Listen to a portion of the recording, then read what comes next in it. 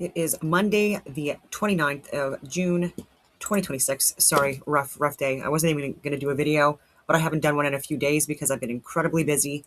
And I was hosting a huge barbecue on Saturday and Friday night up until 2 a.m. Saturday night, same thing. And anyways, just exhausted yesterday. And I did share a lot on social media, but again, not yesterday. Um, so much on the go. And so much misinformation out there that again I don't want to just like not talk about these things because they become irrelevant. Some interesting advertisements coming out, very clever. So Polaroid just launched an aggressive anti-AI campaign and the ads look insane. So it says go jump in some water before the data centers drink it all up, and then there's a picture of like looks like two kids that are jumping in the ocean. uh, yeah, that's a fairly popular one that's being circulated. Same message. No one on their deathbed ever said, I wish I'd spent more time on my phone. AI can't generate sand between your toes. Yeah, this is so clever. And it is absolutely true. And yeah, I would say like most of my, if not all of my best experiences in life have been on the many adventures that I have taken where I've pushed limits. I've explored in places that had been untouched sometimes, it looked like, for even decades in some points, and taking risks, even alone in my travels with my dogs, etc. Trying to be as safe as possible, but again, a lot of risk. And I do have interesting stories regarding, anyways, how risky it can be to travel on your own, especially as a woman. But anyways, I digress. So this is very clever. And, I would say that yeah, it's clever because Polaroid would make money off this because it's good incentive to again just take out a one of those disposable cameras like we used to have when I was growing up, and then you have to go into a store in order to get it to get the photos.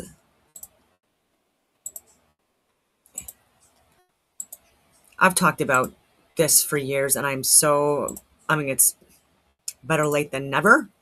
But again, just talking about the hypocrisy within this current House of Commons, especially in the last decade, and cabinet members, how they are creating policies and measures and bills that just assist them. It profits them. It profits their family, their friends, etc.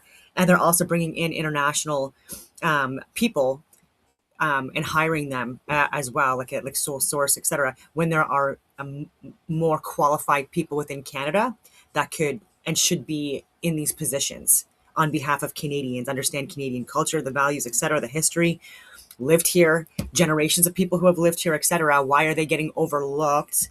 And then there's a number of reasons as well. I get into it, like especially people that where there's merit. Merit is punished now in society, especially if it is a Christian white male or a Christian white female. Just like Caitlyn for the WNBA, extremely talented, put the WNBA back on the map with interest, etc. And she's been penalized for that, right? Like, so she wasn't able to or invited to go to, I think it was like the Olympics or something where it was like high level, even though she's one of the best players. And there have been other events that she has been again not even invited to. But why are you not rewarding someone who is doing an incredible job? And if you look at how much she's gotten roughed up in this friggin' field as well, or in this sport, incredible resilience. And anyway, but even in Canada, we do not reward people who excel if they do not fit the woke DEI, ESG, LGBTQ plus AA, XYZ narrative. Especially, again, and I give examples of Helen Bruce, countless other people I can't even name, again, penalized in their careers, including myself. And again, you would think that as a woman in a trade where it was like male dominated, that would not be the case, but absolutely the case where yeah, being penalized for being good at my job, or even having supervisors um, not like my personal evaluation reports, my scores, because mine were higher than theirs were when they were um, at that rank for that amount of time. Anyways, I'm rambling, but uh, just examples of, oh yeah, even when I was at RMC for the Sandhurst team, I was the top female for the Sandhurst team, should have been running it in my first year. And in my second year, absolutely. I went to all the training. I got up early in the mornings, late at night. I was already getting leadership positions. And so I was saying, I can't do this in my third and fourth years because I'm doing FIAP staff. I want to go to West Point, all of these things that I planned on doing in my more senior years. And then also training the people. It's all based on component, right? And so like as an infantry officer, especially someone as senior leadership, we would be training people in the second semester of our year before people in the Army would go to Gagetown, for example, and do training for a few months for the entire summer, basically. And so we would do training to prep them for that physical fitness, component related training, so many different things to make sure again that they were ready for these courses. And so that took away from that. So in my first and my second year, even though there were women that were not as fit as me, they did not shoot as well as me. I'm not saying they were not fit and incredible and highly capable and stuff like that, but I was better. And this was a fact. It was repeated in every single training thing that we did, etc. And again, I was the spare, so I had to do all of the everything anyways. But again, and then being overlooked for that in my first and my second year, that happened for a fourth year. And they're like, oh, it's her last year to do this. Well, I'm like, that doesn't matter. Just because she's a fourth year and I'm a first year, or she's a fourth year and I'm a second year, I'm like, you did this last year. Anyway, but that is one thing I was saying, that like when it's not based on merit, and then I think we lost. I think we came in second place, and I guarantee we would have went first place if I had been running both years. But hindsight, I went all the way from cabinet and House of Commons and their grift, and to a weird story. But anyways, conflict of interest. Canadian immigration minister owns 14 rental units in Halifax. And this is coast to coast in Canada, with people that are working in the House of Commons, especially cabinet, etc., that own multiple homes. And how they do it, again, is shady, right? Like a lot of private lending going on, low fees before they're even developed. All right. And then within a year, right, even before it's even being built, they're already, because of like how like the housing market, especially during COVID up until 2023, through the roof for the cost of homes, right? So they were buying houses before they were even built, different developments in suburbia. So completely overdeveloping Ottawa, Toronto, even further, and Vancouver and Calgary, etc. For all these rich House of Commons cabinet clowns and council and stuff like that, like working in all these cities. Because again, even Doug Ford is part of the grift, and people that are NDP and Bloc and etc. It's a huge grift, and their companies again are not companies that are going to make Canadians richer and safer and more sovereign, right? So data centers, technology, cyber, like all CBDCs, etc. And socialist models being adopted. Again, Mark Carney even literally writing a book on it, right? And again, this takes away ownership, property rights, again, just so much. And I don't know how they're getting voted in.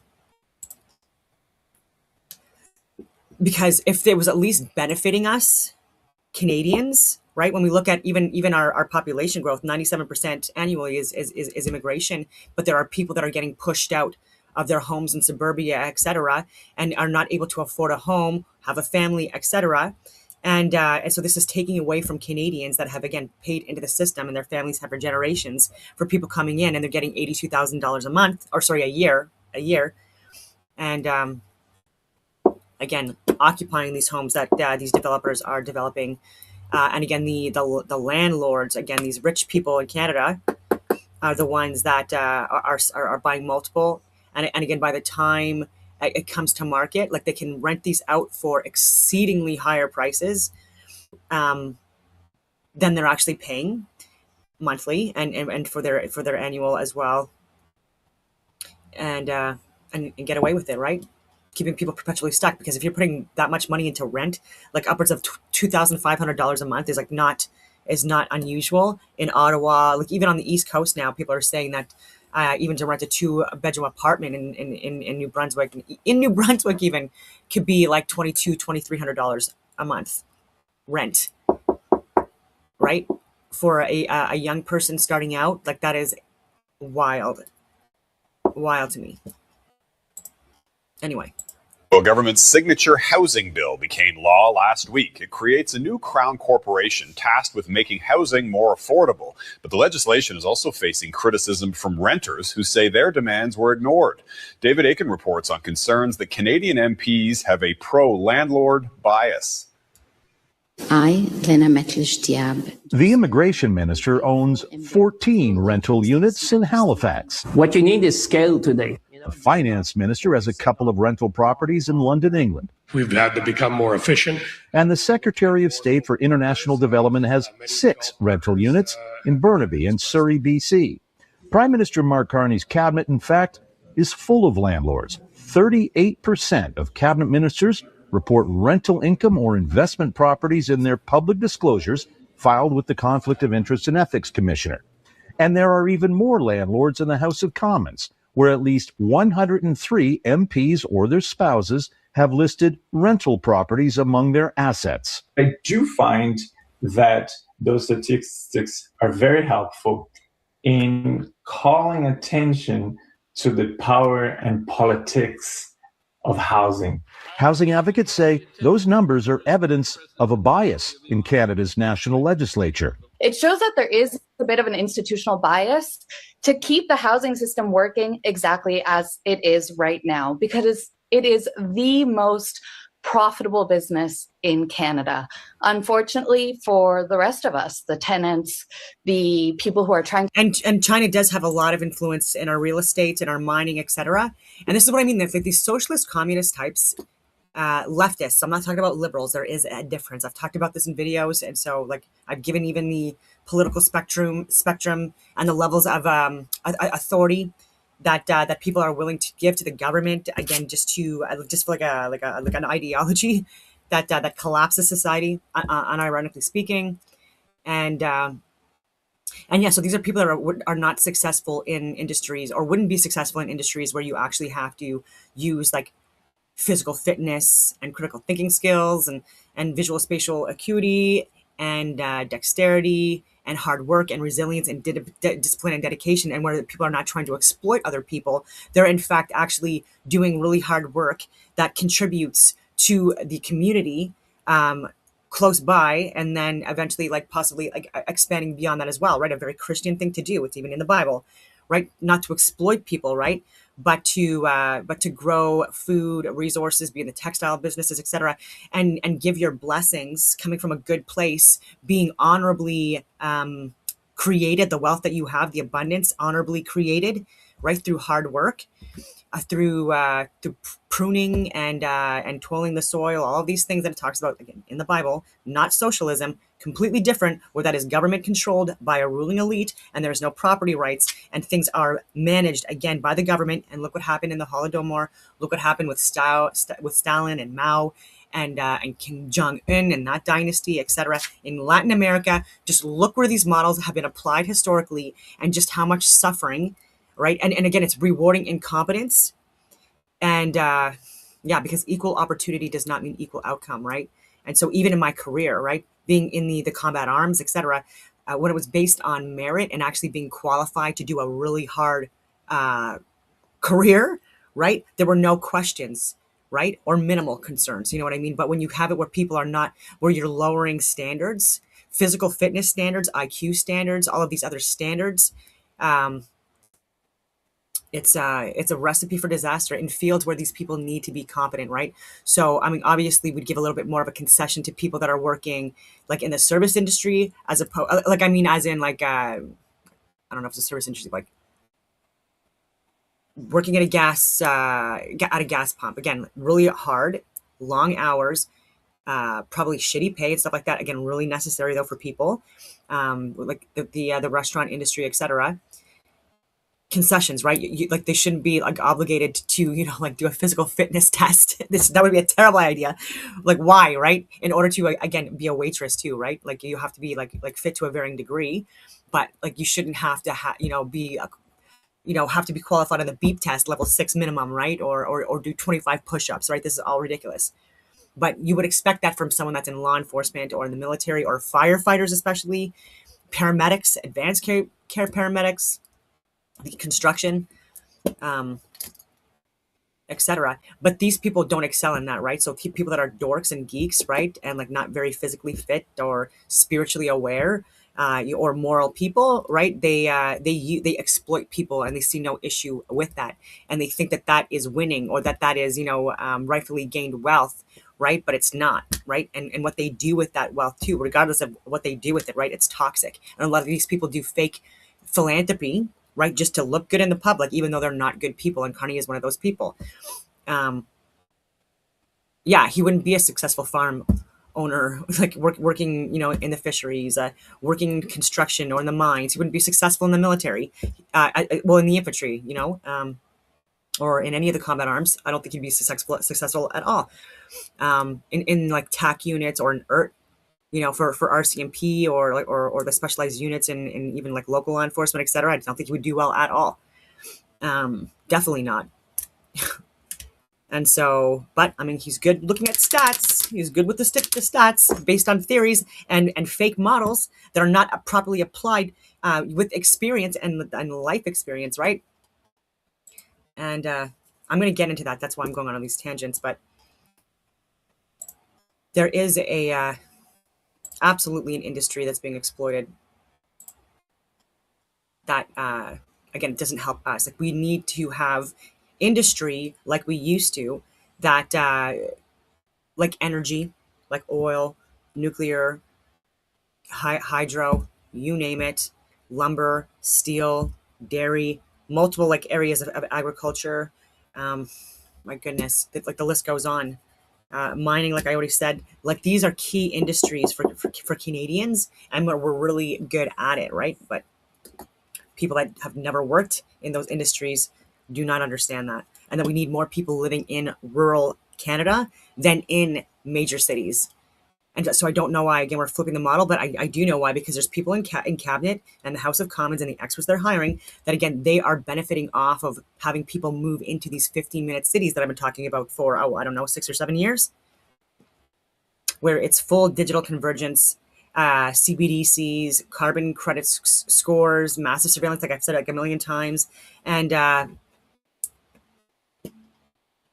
not at all conducive to benefiting people within society. Okay, let me see here. Oh, yes, because there was a Joe Rogan podcast that aired recently. And obviously, because, again, full disclosure, I did work in the special forces at JTF2. And I still communicate with people from there. And I've done work post military career. I've done, obviously, being incorporated. I've done, again, work and communicated with them still. Great people for the most part. And so I just can say that, like, I can confirm and corroborate that, like, a claim that was made regarding someone speaking in tongues, in Mesopotamia, etc. That is something that, multiple people have verified, and people that I do trust with my life, absolutely. And so they did verify this as well. If people were like, because again, it's such a crazy claim, etc. And so I was talking with my friend, who shared this thing about that, because he was saying that he's like the guy that he didn't name the guy, but anyways, and I won't say his name obviously, but he was pretty upset that like it was talked about, right? So there was a little bit of drama because of that. Probably not a big deal anymore. And so and I was like, yeah, and so I was like, because I've never actually talked to this guy, and I would love to talk to this guy, like, anyway, and just to see, like, just to get like his account of it, right, and what he remembers, because like what he's talking about regarding, like the exorcism and things like, these are all validated things by people who I trust, said that this actually is true. And so anyway, and so I don't know, because I've talked about the Havana syndrome and voice to skull technologies, and technologies like where it can like create some kind of like telepathic kind of experience, like in the skull, in the cranium, where there can people that can access, again, your brain. I know this sounds freaking crazy, your skull, and you could possibly, again, receive information from, technologies that can be interpreted as like this person being possessed, and then speaking in tongues or speaking a different language, and being able to, accurately, say things about people's childhoods and this and that. And because there are people that are part of like this. I don't like to say this, like shadow government of elite people or whatever.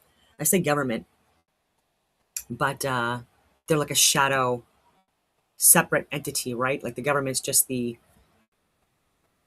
main stage, and these are the people that are writing the scripts and playing with the strings of the puppets from behind the scenes that have a lot of influence over the world. Again, not a conspiracy theory. People have been talking about this for, again, forever.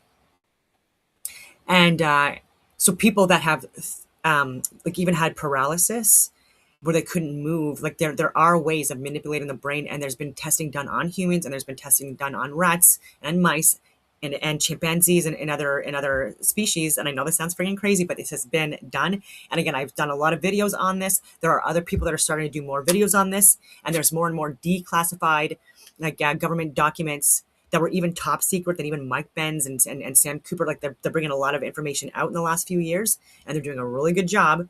And again, look at my videos. I've been and sharing this as well. And so all sounds crazy, right? But it's been done. And so even people I talked to and I've trusted where they said that they were immobilized and they were not able to distinguish what this figure was, right? And again, I won't explain what happened. And there was like physical evidence of this being an actual presence in the room. And yeah, and terrifying, right? And again, someone who I do trust. And then again, there's other people, believe it or not, because like again, I like people do share very interesting stories with me, and again, it's also been because of like the work I've done, the volunteer work I've done, especially through OSIS, and where I'm talking to people that do have experienced like trauma, like crazy events, and anyway, and yeah, where they could be immobilized and then even vehicles and levitation, etc. Like I think that these are advanced technologies that have been known about and used for since the dawn of time at different stages and periods based on access to this information, like who discovered it, and yeah, like electromagnetic pulses, like more magnetic influence that can paralyze people and shut off neurons, turn them back on, etc., etc. And this is where there's more of a concern of like biodigital convergence and the possibility that people can literally access our friggin' brains. And yeah, but I don't know. I did want to talk about that though, because multiple people have like asked me about what my like, is that true? Like, did that happen? Blah blah blah. Do you know? And I'm like this is what I know. You're welcome. Okay. And so I was just looking into like some stuff where I can just explain it's like modulated signal amplified and routed through a directional antenna array, such as a helical antenna or a phased array dish, creates a highly focused, narrow electromagnetic beam. Because the energy drops off over distance, beam forming ensures that the peak power density remains concentrated solely on the coordinates of the target skull. Yeah, so you've got thermal acoustic demodulations. Like again, this is like not. This is close to what I'm trying to describe, but not exactly. But it does have to do with microwave pulses. Yeah. Yeah, so insulators. Yeah, so high conductivity metals like copper or aluminum sheeting structured as continuous Faraday cage. Yeah, like that's, I mean, I have Faraday bags that where I can fit like my laptop and if I needed to, my cell phone. Yeah, so force the incoming radio frequency energy to reflect off the surface rather than pass through it, completely breaking the transmission chain before it reaches biological tissue. That's why there was lead in paints too, and it's because again it would block these frequencies, these pulses that could be inflammatory. So specific parameters and pulse widths detailed in U.S. patent. What is this? 6587729er Bravo 2, titled Apparatus for Audibly Communicating Speech Using the Radio Frequency Hearing Effect, invented by James P. Lowlin and Donald L. Loree. That's Loree. If you can't see this on the screen, did I put it down? No, I didn't. Okay, so we're still reading it. Good. All right. Outlines a specific technical framework Yeah, so this patent moves away from traditional pulse modulation and fixed pulse widths. The inventor explicitly notes that while early World War II radar research used short pulse widths, such as 10 nanoseconds to 1 microsecond, to create a subjective click or simple tone, those fixed pulse frequency methods cause severe distortion when applied to complex speech waveforms. So you don't want to have that, like that jumbled, jargled speech, right? You can you want someone to be able to communicate clearly if you're accessing their skull. Anyway, instead, U.S. patent, etc., details a continuous wave, amplitude modulated, fully suppressed carrier, AMFSC, system that uses a precise mathematical pre-distortion matrix to make speech intelligible inside the brain. So you've got here biological model parameters. So it talks about like the radius of the skull and other things. Thermoacoustic demodulation. Brain absorbs the radio frequency energy, causing minute rapid temperature increases. Thermal fluctuation causes physical expansion and contraction, generating a sound pressure wave that travels directly to the cochlea. Yep, biological filter behavior. Patent notes that the 7-centimeter sphere acts as an acoustic filter with a lower cutoff break frequency of 3,547 hertz because it rolls off at a steep rate of negative 40 decibels per decade. As frequency decreases, the brain naturally distorts incoming raw audio signals by heavily favoring high frequencies. And then you've got the audible and inaudible spectrum, right? Just like there's visible and the non-visible light spectrum, like that we can't see, like we can't hear with our human ears and that we can't see with our human eyes. But it still doesn't mean that there's not a huge wave or bad or amount of what like the light and sound that we don't hear and see. My goodness, I'm struggling today still. I did drink for my barbecue. And it's like 10 years since I've drank in front of my family. But again, it's just, I'm getting older. And so like hangovers are taking longer to get over. This is 2 days in. Oh my God. Anyway. So step 1, high frequency de-emphasis. The input audio speech bounded between 300 hertz and 3000 hertz passes through an audio filter that de-emphasizes high frequencies. Anyway, so I don't want to get too much into that anymore. Oh yeah. People were sharing information with me regarding about if you'd rather be cremated or if you'd rather be like buried in like a really nice coffin, or if you'd want to be like just like buried in the dirt. And then I've looked at like multiple different like ancient cultures and traditions and areas of the world, like how they treat their dead people differently, different ceremonies, different celebrations, different ways of getting rid of the bodies after they die, etc., and for how long they wait. Cremation or burial, coffins versus just in the ground, with a face, like shapes, like all of these things. And then we were getting into how to have like these really elaborate coffins like we have now.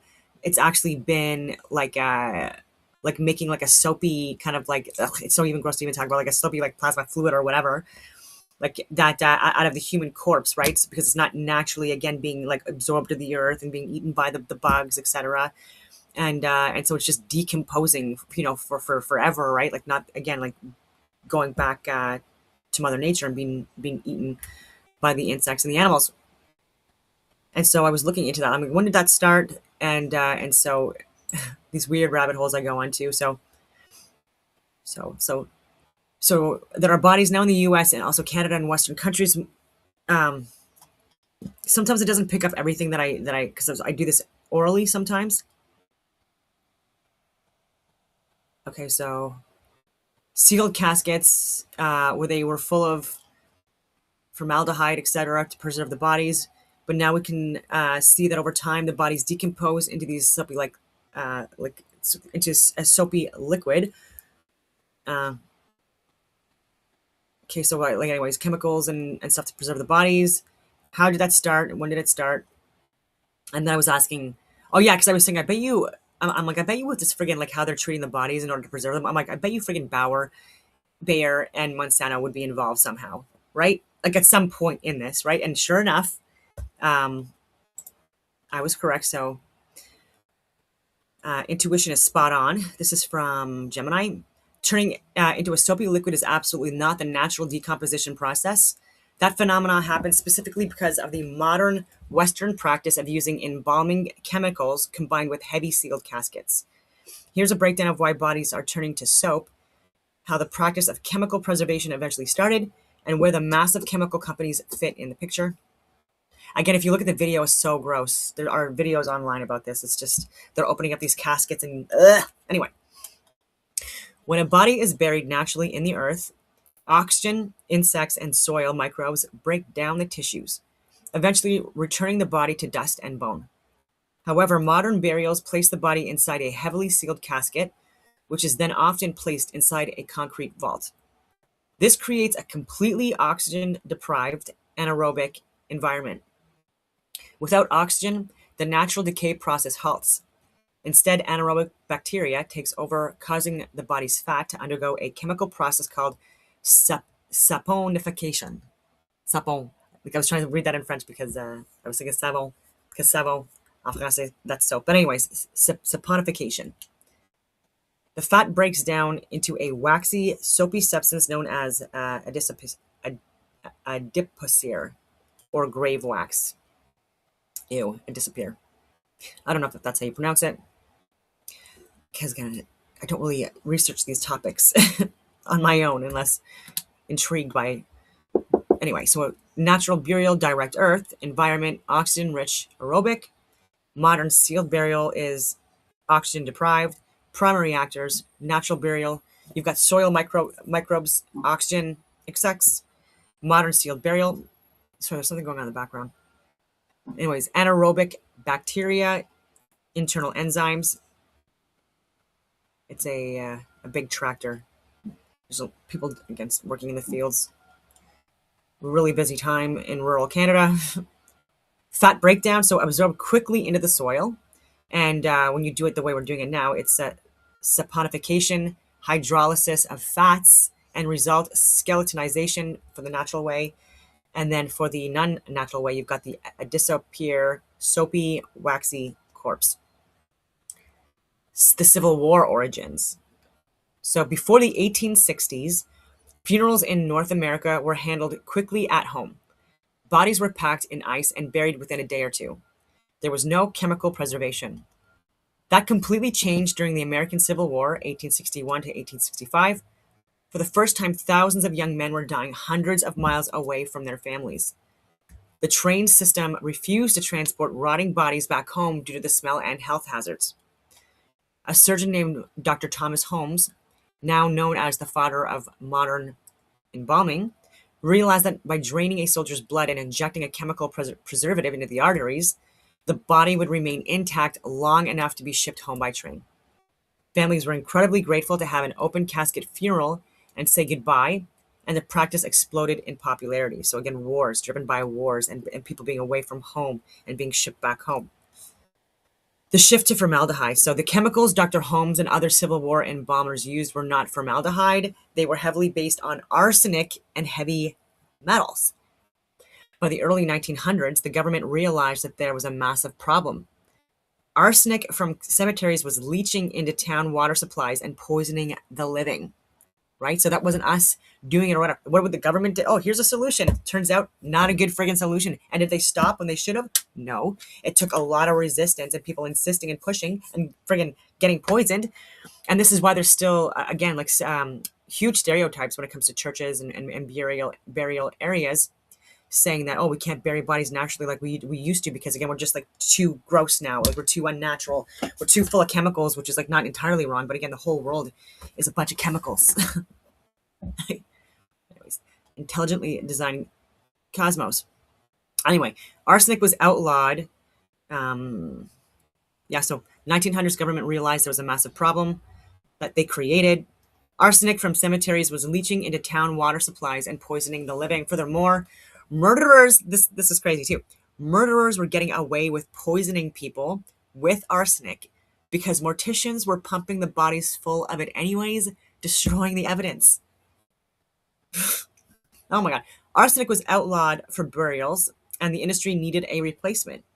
Formaldehyde had been discovered in 1859 and it quickly became the new standard because it was cheap, highly effective at cross-linking proteins to halt decay, and didn't carry the same legal and immediate groundwater risks as heavy metals. But still, again, formaldehyde, looking at that. And the corporate connection, Monsanto and Bayer. So again, they didn't invent embalming or start the funeral industry. The practice was entirely driven by military logistics and later by funeral directors looking to upsell protection to grieving families, right? So again, a bit of exploitation going on here when people are at their most vulnerable and their weakest. And there are churches in North America that do that too with the elderly, right? Where they buy off their pensions or their old age, money and stuff like that at a really low cost. Anyways, and exploit them and take it away from their families. Yeah. So we call these people wolves in sheepdog clothing or shepherd's clothing. Wolves in shepherd's clothes. So Bayer and Monsanto did not invent embalming or start the funeral industry. Yeah, you're absolutely correct that connecting the dots regarding the supply chain. So as embalming shifted from a wartime necessity to a massive standardized commercial industry, in the 20th century, funeral homes required millions of gallons of chemicals. Companies like Monsanto, founded in 1901, and Bayer, founded in 1863, were the undisputed titans of the industrial chemical era. They were massive bulk producers of raw formaldehyde, which they manufactured primarily for industrial plastics, resins, and agricultural products. While specialized funeral supply companies mixed the final embalming fluids, they purchased their base chemicals from these colossal corporate manufacturers. And oh my goodness, there's so much more I want to talk about regarding that grift, and even Canada, right? And so just hidden in bills and censorships, in bills and policies that have been voted on, hidden in these bills and policies are things like giving corporations like Monsanto, and not even but actually Monsanto, through their umbrella companies, their shell companies. And again, I've done videos on this as well with that link, even with glyphosates, which again are toxic and they do accumulate, they do bioaccumulate in organs and things like that, despite the fact that they're lying to us about this. And their testing measures are, again, the urine analysis, completely ineffective.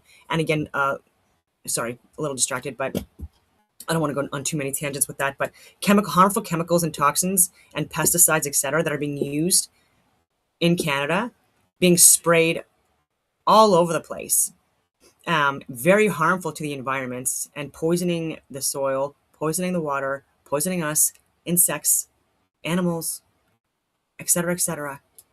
And it's not helping. It's hurting. It's not helping. And again, how are they getting away with this? Because of, again, the massive overreach that this current regime has, and because they have not been held accountable for any of their ethics violations and their treasonous actions in the last decade. It's been free reign, and it's a two-tiered justice system, and they're all protecting their own, right? So even with the Supreme Court, where it's 7 out of 9 were elected by Trudeau. Yep. So anyways, so there are people talking about Nordic countries, and they're trying to say that these are socialist countries, and that socialist communities actually would work if it was applied properly. And people were saying that Nordic countries are very successful because they're socialist countries, and completely ignorant, right? And at this point, where even with that Montreal shooting, you had that far left woke radical that was anti-capitalist, anti-board, like all of these ridiculous things that he was talking about in his 100 plus page manifesto. Again, that's the leftist woke ideology, like I'm talking about, right? That completely destroys society and it turns people crazy. And clearly, at the limits, they're getting more and more violent and lethal. Look at what happened to Charlie Kirk. Look at there's just so many examples of this, the shooting in schools and churches, etc. And who are the ones that are responsible for this? And again, attacks internationally on cops and security guards, right? And again, by the Red Green Alliance. That's exactly, again, for the most part, who the biggest contributors to the violence at the extreme beheading attempts, all of these things, punching, like targeting people in the face, just because like they're a white woman, all of these different things that are happening out of control. And again, under the guise of this is socialism and this is so great, taking more and more property off of people as well. Again, that's a socialist model and it does not work. And to say that the Nordic countries or that Christianity is socialist, again, to me, it's an oxymoron. And I've done videos on that as well, where I talk about Christianity versus socialism, etc. And so take a look at those. I even did a LinkedIn article on it if you want to take a look. But yeah, so I was talking about that. People trying to promote socialism, saying that it's different from communism and that it's part of a democratic society. We're even hearing that in Canada, especially the NDP is talking about this. And people are trying to utilize Nordic countries as the example. Okay, so, and then I just, again, with my rant. Okay, so when we look at Christianity and entities and who's giving charity, building schools, etc., voluntarily, this is not under a socialist model. It's absolutely. So the conflation of Christian charity, the Nordic model, and state socialism is a deliberate rhetorical sleight of hand used to sanitize the historical record of centrally planned economies. To understand why socialism consistently degrades into authoritarianism, we must examine the mechanics of coercion, property rights, and human incentive. Right? The Nordic free market myth. The claim that Nordic countries like Denmark, Sweden, and Norway are socialist is factually incorrect. I really like this interpretation because I'm talking to Gemini or typing things out, right? And then I'm like coming up with a response collectively. So this can be used, but you have to be aware, right? Because there's sometimes that if you just ask a question, it will just give you, again, what state-funded media and propaganda media has like at the top of the list, right? And oftentimes is wrong. So you have to be able to know your content first and then fact check even afterwards. Such a tangent. Okay, so it's factually incorrect. They do not have state ownership of the means of production, right? So what Carney's been pushing in Trudeau, well, Trudeau through Carney, Carney, again, the financial advisor during COVID, a disaster since 2020, a disaster, even when he was the Bank of Canada, disaster. Stephen Harper and the experts, like a huge team of economists and other experts, actual experts that he used, got us out of that. And again, a huge transfer of wealth, right, to for people that were like lending mortgages, like for the banks, for like Brookfield, etc. Huge bailouts, right, and taken away from the middle class, right? And then look at the housing market now compared to, again, like even like the year 2000, 2004, 2006. Anyway, and even now, just how brutal it is. My mortgage doubled, for example, in 2023 when I had to refinance my mortgage, because again, there's even a limit on that. They like to screw you over on that as well, right? Where you can't get a set fixed rate for more than 5 years, often with the major branches, but you'll have private lenders that will like give people that 7-year grace, etc. And again, I could have been able to get out of the disaster of COVID and how that was managed and how much people were selling their houses for and the interest rates and then the CMHC fees and the penalties and the increase in property tax and transfer taxes. Such a grift. And again, this was just benefiting rich people, oftentimes not even living in Canada. Okay. And insurance companies, again, like doubling their costs as well. And you need to have house insurance in order to even get approved for a mortgage. All of these things. And again, and talking to people like, again, from other countries in order to assist me locally, right? Ridiculous. And this is where we're not learning from the mistakes where people have already made these mistakes. I've talked about Greece. I've talked about these other countries, like what happened beforehand for even like upwards of decades beforehand, like the frog in the pot. Like it's very slow and measured. Again, like how people are exploited, and you have to be good with pattern recognition. And clearly, Cabinet and the House of Commons are not. So anyways, they're fiercely capitalist, free market economies with robust protections for private property. So right there, again, not socialist at all. So Denmark, Sweden, Norway, etc., fiercely capitalist, free market economies with robust protections for private property, high degrees of free trade, and very few regulations on business creation. And I will give this to Pierre Poilievre on that, because when he talks about free trade and very few regulations on business creation, like Canada is insane, and other countries trying to do business with Canada are calling this out. But our state-funded media, Rosemary Barton and David Cochrane, and these clowns, even Vashi, right, like left and right, I don't know why, right? They're on this grift, and I think it's because like they're both benefiting. Both these parties again are benefiting so much from, again, just like the societal collapse of Canada. I don't know, the erosion of Canadian sovereignty, right? Whether it be with the wars or with the vaccines or with the climate stuff or with like, anyway, what a nightmare.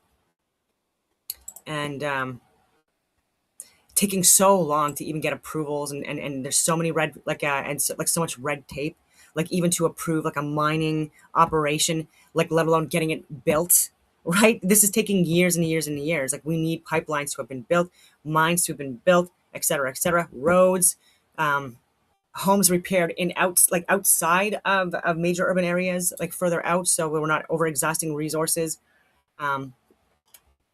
Anyway, I'm on all these tangents. I'm all over the place. I'm still freaking hungover from Saturday, so I apologize in advance. Yeah. Yeah, and so you have to have robust protections for private property, high degrees of free trade, very few regulations on business creation. So the opposite of what this Liberal government has been doing for like 11 years now. They simply use the massive wealth generated by their capitalist engines to fund heavy taxation and expansive welfare programs. When their policies veered too close to actual socialism in the 1970s and 80s, resulting in economic stagnation, which what we're consistently seeing, and they're using again like AI, data centers, CBDCs, carbon stuff like that, stealing from people that again are the people that are the lifeblood of this country, exploiting them, like making it where their businesses are closing down. Farms all over Canada still consistently having to close down regularly because they can't afford the increase in property taxes, the increase in mortgages in a lot of cases, and home insurance, like so many different things. And then the carbon taxes, right, where they're using petroleum, etc., in order to propane, in order to again operate their machinery, heat their barns for their animals, et cetera, you name it. And again, these are absolutely necessary. When people get away from being able to grow their own food, independent from other countries, look at history, please, right? And where people are then forced to grow food, but that food does not go to the communities. These actually get, again, traded out, right? For the elite, the small group of elitists, right, who are getting money off of this trade, as they're literally starving their own people and forcing them into these labor camps and these austere conditions, et cetera, et cetera. And so the fact that we have farms that are again like record breaking shutting down, and fishing industry and mining industry, and no jobs in these industries getting built, like especially like oil industry and nuclear and hydro, et cetera, is just absolutely criminal. And again, it's for these like soft-handed like friggin' dorks, right? That again, they are so book smart, right? And book smart does not mean that you have experience, expertise, common sense, discipline, all of these things, and then even the greats of the past, the philosophers, the mathematicians, the astronomers, they and Christians, again, like the body is the temple, right? Like they promoted fitness and strength, especially for men, and women as well, to be strong mentally and physically and spiritually, morally. Okay, so yeah, so even in these Nordic the countries, when their policies veered too close to actual socialism in the 70s and 80s, resulting in economic stagnation, they rapidly deregulated and privatized industries to save their economies. But when you have authoritarian rulership, right, like we saw in like even Venezuela and Cuba and North Korea and China and et cetera, they historically will not leave their positions of power, nor will the elite class that they're operating with, right? You become the enemy of them. First, they start with like the people that were the overperformers, people that would call it out and be able to actually, hold the line and protect, the communities. And then it's like the religious sects or sectors, like especially within Christian areas, like targeting the leadership, targeting the churches themselves, closing them down, exiling people, political prisoners, if they were opposition or seen as dissenting voices. Anyway. Yeah, so rapidly deregulating and privatizing industry saves economies. So even with our healthcare system, it would be more effective if it was if there was more private industry it connected to our basic, again, healthcare needs being met. So Christian charity versus free market capitalism versus state socialism. Anyway, so just for the system itself, volunteerism versus coercion. It's a big thing I talk about as well when I talk about morality and free will, and how God is a loving God, he's a forgiving God, and the further you deviate away again from God's will and the moral code built into the design of the cosmos, like the 10 commandments for example, then that is like separating yourself further away from God, right? And the more evil you are, like Satan being like the extreme limit, again, that's the risk you take for having free will, right? And so even with Adam, this perfect being, until Eve practiced free will and wisdom, etc., giving them the opportunity to make the decisions and choices for themselves here on earth. Adam was, again, just listening to, again, the voice in his head, like a robot, right? Like God, like, again, if God is telling you what to do and what to say and how to live, and he's like literally like everyone in the world, like everyone is saying that, oh, like a perfect God, like there'd be no suffering in the world, etc. Well, he gave us free will. And it's so much more than that. Again, I don't want to get too much into that because I'm going to lose focus on this. But gave us that free will. And so if he was just telling us what to do all the time and we were completely safe, then again, what would be the purpose of life and testing ourselves on in this life?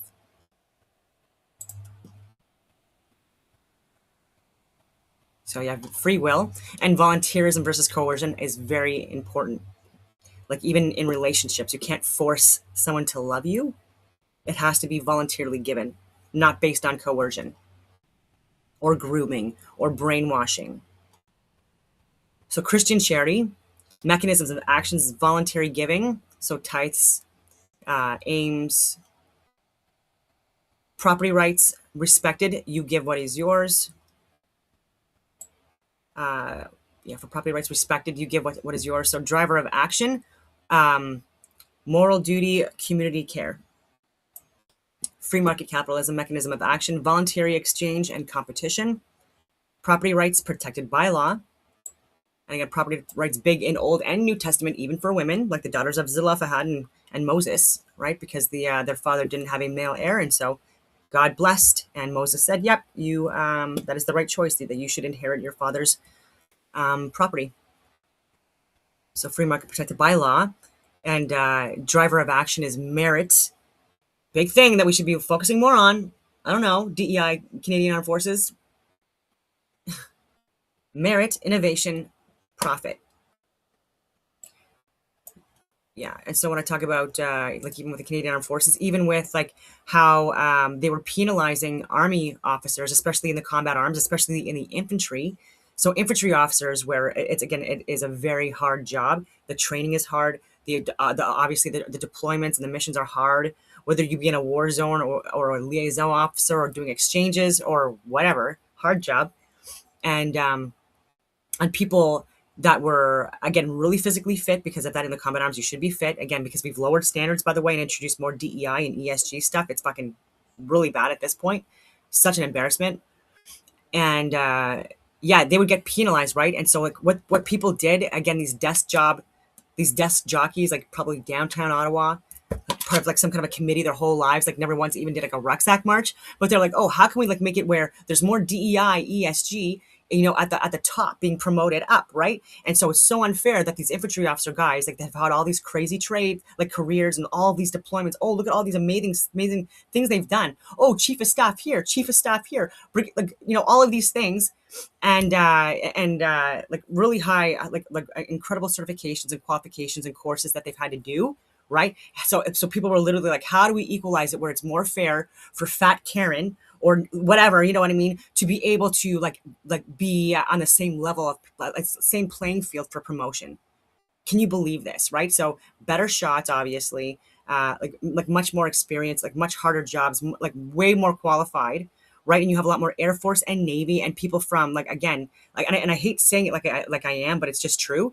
Where again, that you nowhere near the experience, the qualifications needed to be at these high ranking positions, and because they are bilingual, right? You had time to go to second language training for like 10 years because you weren't deployed or on missions or away from your family, all of these things for like friggin' months and years at a time, right? So it must be nice that you could stay in Canada or, like work on your friggin' French and get a bit of a higher profile. Like even though these guys were exempt or met the standard for their French profiles, they were bilingual. They made it where their standard had to be higher. So now they didn't have to be BBB, like if you were Navy or Air Force or logistics or combat, like any of these ones, right? You could be BBB and you can get promoted. But if you were in the infantry, especially the infantry, it had to be CCC. And I still think it's like that, which is way harder to get, especially for an English person to get that French CCC. Even French people that have tried to get that, they do not get CCC. And that is not even a joke. And you can ask people that have done these government tests. They literally say it. They actually prefer doing the English, even though they're French, because it's easier. And again, they get better marks, better scores. And so, yeah, you look at multiple different things, like in order for people to get rewarded, and they're not at all looking at merit, not at all. And they're cutting out so many qualified combat arms officers, but especially in the infantry, and for over a decade now, for well over a decade. And again, it's because they're BBB. Again, they're fluidly French, and they've operated in French countries in friggin' French. You know what I mean? But then they lose their anyway, and yeah, and then getting overlooked for someone that's like 2 feet tall, 500 pounds, hasn't done like a fitness test in 10 years, keeps them getting it written off. Hasn't done a PWT3 or whatever you want to call it, in like since basic training 30 years ago. And anyway, not salty, but we're just not rewarding merit anymore. And we care more if someone's like not Christian white Canadian in Canada. That blows my mind, because if this was Nigeria or China or India or Pakistan or anywhere else where this same thing was being applied, Japan, etc., like again, people would be speaking out about this. Okay, so state socialism. Okay, so mechanism of action is state coercion, wealth confiscation, and property rights abolished or heavily restricted. And then driver of action, central planning and compliance. Christianity and merit. Historically, the church built the first vast networks of hospitals, orphanages, and universities through voluntary wealth. It never required the abolition of private property. Furthermore, it expects personal responsibility. The biblical standard: if anyone is not willing to work, let him not eat. That's 2 Thessalonians 3:10. It aligns perfectly with your point about merit. Again, because of our discussion back and forth, it demands contribution and prevents the exploitation of the system by those who simply refuse to labor, right? So if you are a grown-ass man and you are, milking off the friggin' system that you or no one else in your family has ever even like paid into, when you are able-bodied, when you can be, again, being of service, like anyway, then you're leaving your country again to exploit when you could be helping your country as well in so many different departments. Like again, I talk about waste management, agriculture, and like building your own communities, right? Christianity and merit. Historically, okay, so I don't want to be redundant. So yeah, and so it's to protect the vulnerable, the widows, the weak, the disabled, etc. Not to exploit them. And if you're able to work, you work, right? In the fields, in the community. State socialism replaces the voluntary giver with the armed tax collector. Because it mandates equality of outcome, regardless of effort, it inherently penalizes the hardest workers and incentivizes the lowest common denominator, crushing innovation. Historically, it's a fact. The inevitable decline into authoritarianism. Whenever a state attempts to enforce economic equality, it must first seize property. Because successful people do not willingly surrender the fruits of their labor to the state must use violence. This instantly creates a vicious hierarchy, the masses at the bottom, and the political elite, the party, controlling all resources at the top. Stalin in Ukraine, the Holodomor. In the 1930s, the Soviet state decided that private farming was unfair. And now we're saying, oh, it's so bad for the environment. Oh my God, people that, again, haven't even walked on a farm before in their lives. They seized the land of the kulaks, successful hardworking peasant farmers, to create state-run agricultural collectives. China, etc. as well. Without the, and North Korea, in parts of Latin America, South America, and it may happen in Canada if we don't stop it. The result was the Holodomor, a man-made famine that starved millions of Ukrainians to death while the party elites in Moscow ate well. Mao's Great Leap Forward. Mao abolished private property and forced the Chinese population into massive socialist communes. By removing merit, competition, and private farming, the state destroyed agricultural innovation. Again, I'm just saying, like, this is serious, right? For the last few years, I've been east to west coast and north, and I'm hearing it literally everywhere where it's getting worse. So the result was the deadliest famine in human history, killing tens of millions. And I'm saying this now because we're also having supply chain issues, right? And we're looking to expand beyond the US for I have no idea why, for our trade, when we should be focusing more on, like, again, trade with the US for so many different reasons. Yeah.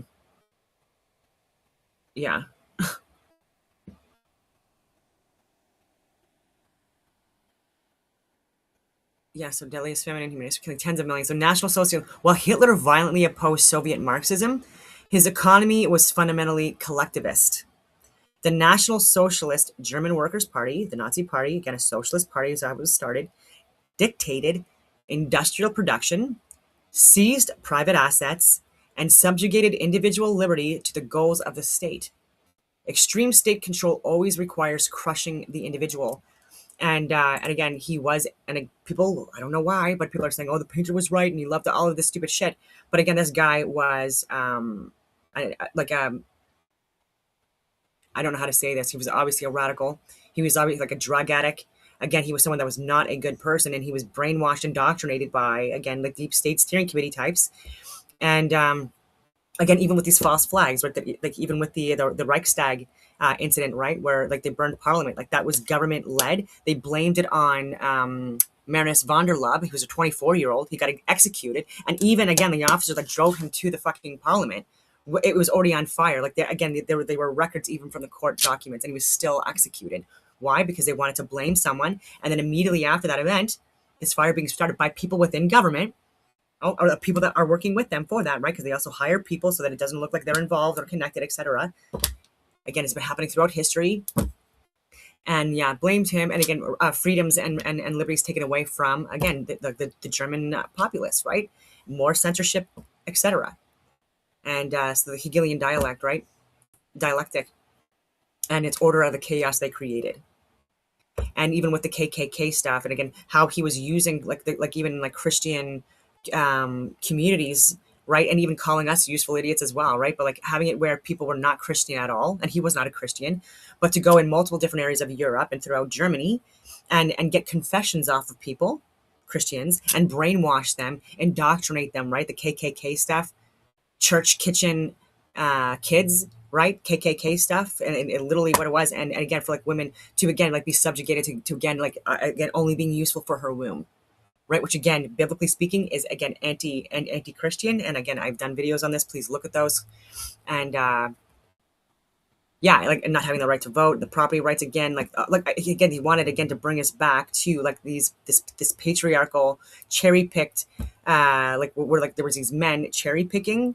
And women as well, these simping women, like the pick-me's, fucking losers. Oh my God, they make me so annoying. It's one thing for men to do it because you almost expect it, like the predatory types. But when you have women that are also like in agreement and actually brainwashing women as well to like submit like their own like lives and free will and their potential, etc., like for a fucking man that's like probably not even, anyways, I just can't.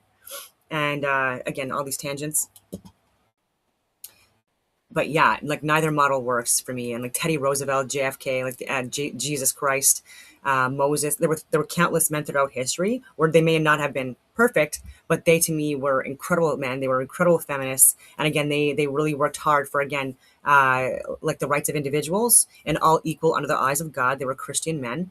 And they also, again, like stood up for women and women's rights, and having the right to be educated and divorce shitty men if they needed to or had to, abusive men, right? When you talk about being the head of the home or the head of the river, right? If you're poisoning the water or you're poisoning the home, right? For things that you're doing even outside the home that you think that don't impact the home, that still impacts the home, right? You're still poisoning the home, right? The cheating, the lying, the exploitation of others, and all of that karma that it brings into your home. No. And then if you add in like being, like abusive, anyway. Where was I going with that? And drunks, a lot of drunks during certain periods as well.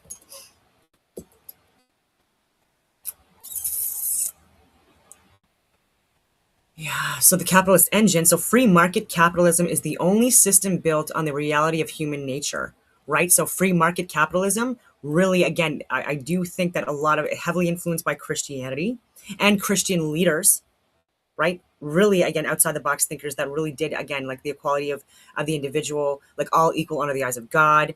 It didn't matter how rich or poor you were, right? Like equal judgment, and again, based off of the moral code and the moral laws, like not the civic penal laws of the time that were very exploited, again, by religious leaders and government and politicians, etc. That again, Jesus and the apostles were warning people about.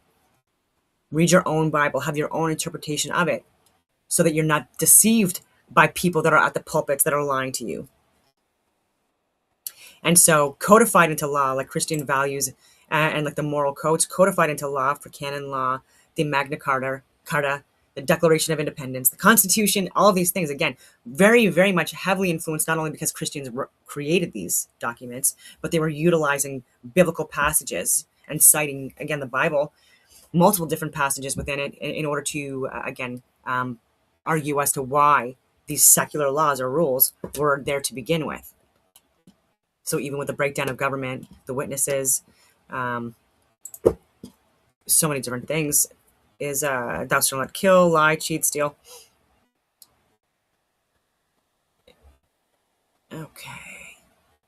So free market capitalism is the only system built on the reality of human nature. People are motivated by self-interest and the desire to provide for their own families. By harnessing that drive through competition, capitalism forces people to innovate, to build better, faster, and cheaper technologies to win the market. This merit-based competition is responsible for lifting billions of people out of absolute poverty over the last 2 centuries, an achievement central planning has never replicated. So compare Soviet versus Western technological innovations.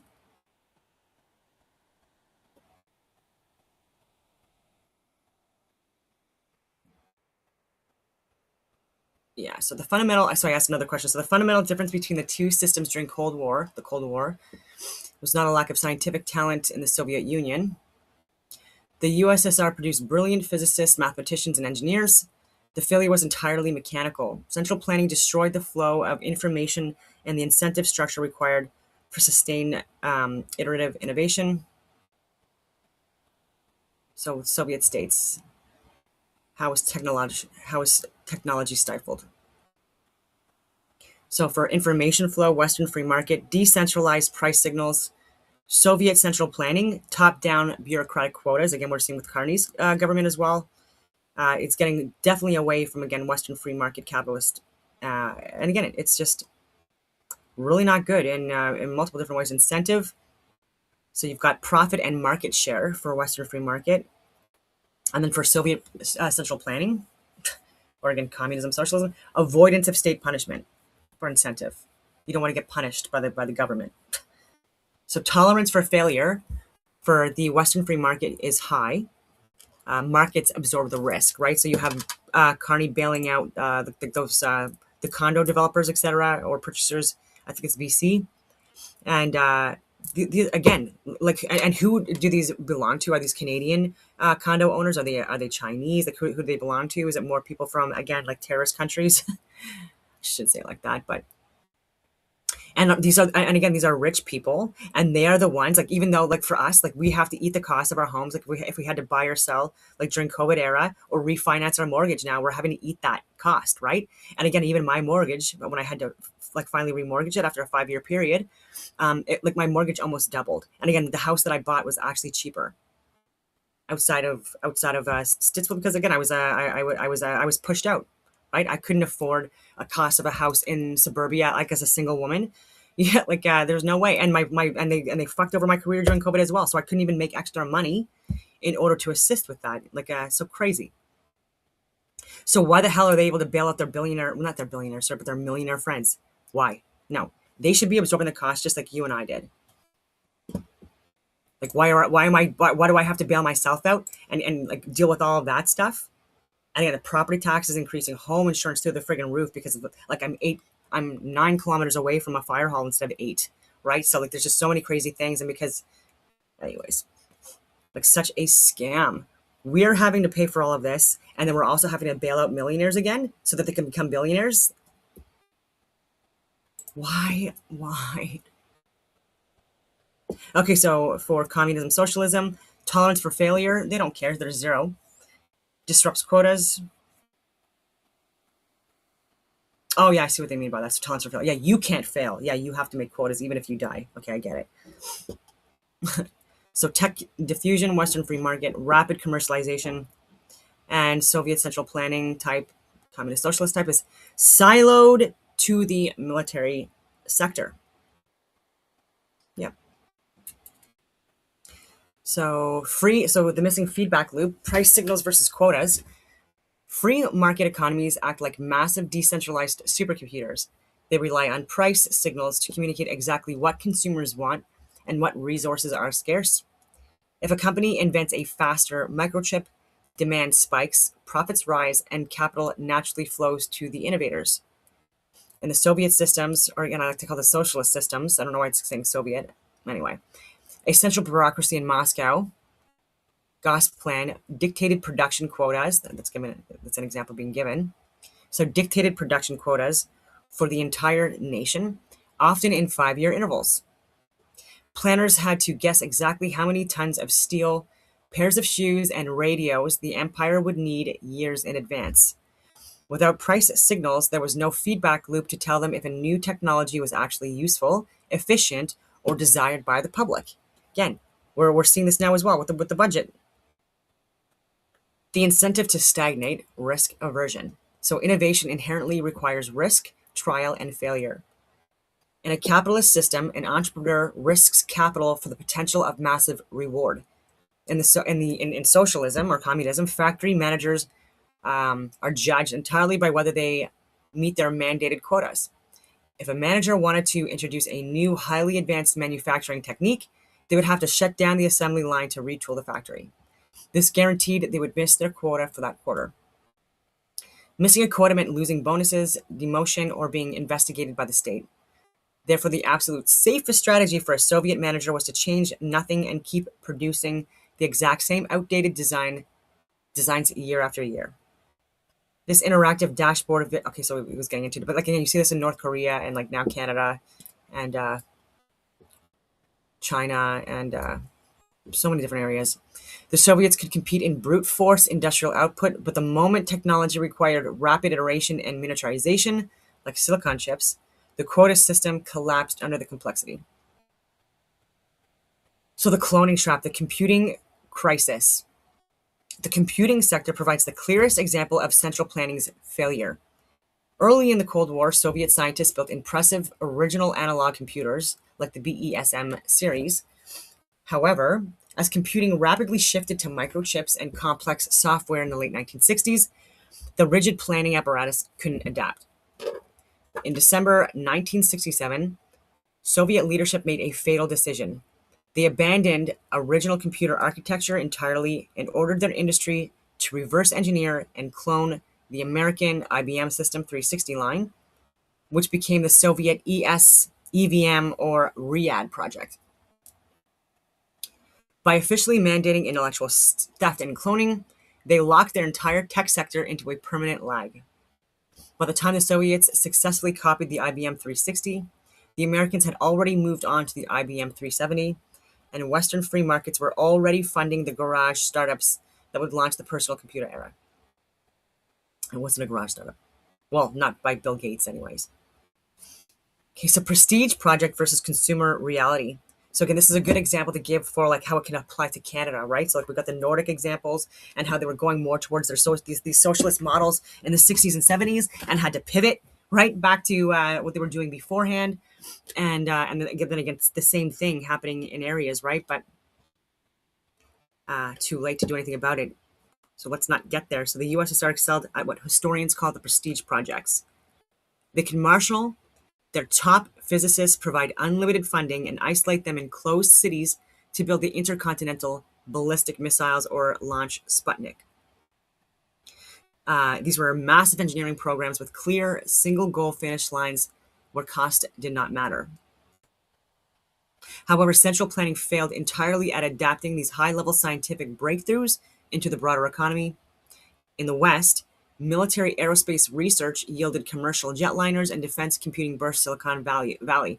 Anyways, look into Project Paperclip. After World War II, the people that, again, from the Nuremberg trials and beyond, psychos that were actually hired into American and to varying degrees the Canadian government and into science programs, space programs, etc. And they absolutely have been brainwashing and indoctrinating the West and the world at this point now since. And it's absolutely appalling that people, again, are not paying attention to this. Annie Jacobson has done great work on this. Like, she has a really good book out. Again, I think it's called Project Paperclip, and it's a long book. But again, she names names. Again, these are all verifiable facts.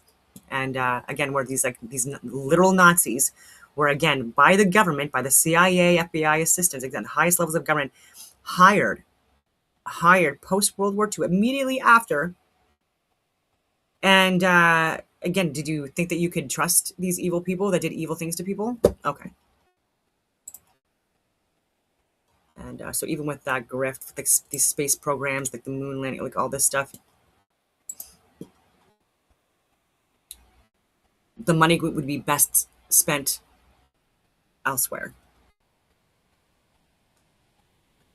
Okay, so central planning failed entirely in adapting these high-level scientific breakthroughs into the broader economy. In the West, they yielded, okay, so the commercial jetliners, defense computing, sure. Soviet program to clone the IBM 360. So there's a documentary, details the ambitious but ultimately stifling Soviet Riyadh project, illustrating exactly how the decision to copy Western mainframes locked their computing industry into a permanent lag. Okay. What else was I looking at this week that I didn't get into? Oh my goodness. Yeah, I will share this. I was going to share this as a separate video. It's so hot in here. Oh my goodness.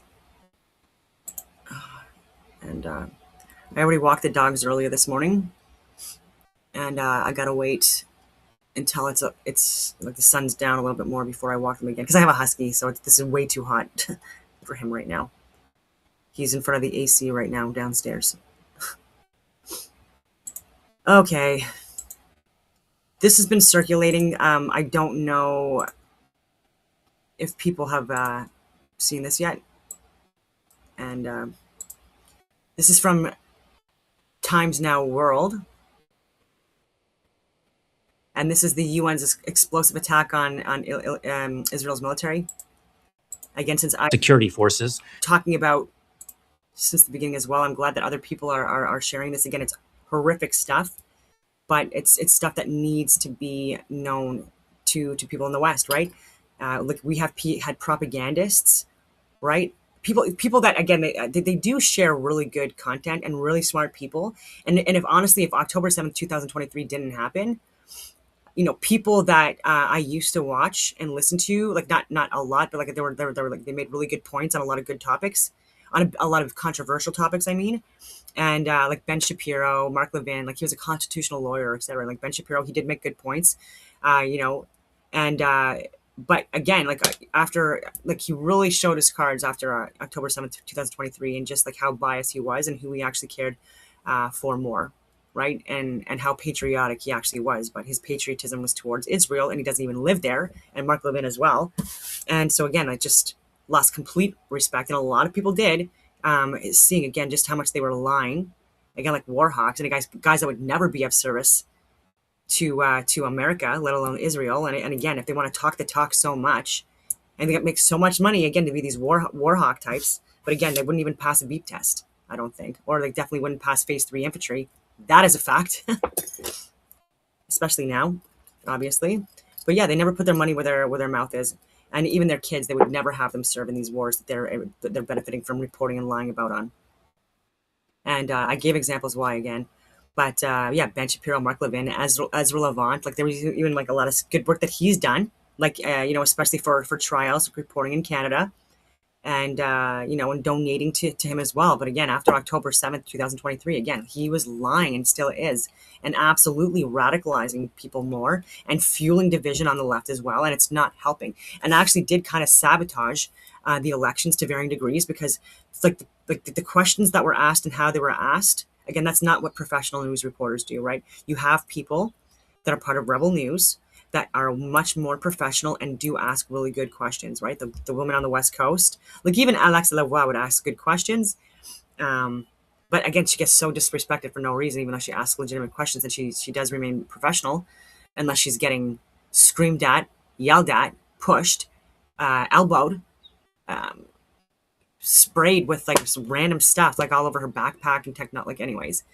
And Robert Krychak, like he would be good, but you have like David Menzies and Ezra Levant, and the people that are way too sensationalized, and again they cause drama, and so that's what people are using as independent media, and a lot of it's good work, but they've lied and covered up things like this. That again, this just came out a couple of days ago, one day ago, no, definitely more than that. Investigated cases. 5 days The ago. commission. Yeah, so I was taking a look at this again. I'm so far behind in videos and content. I'm so sorry, but this one is important.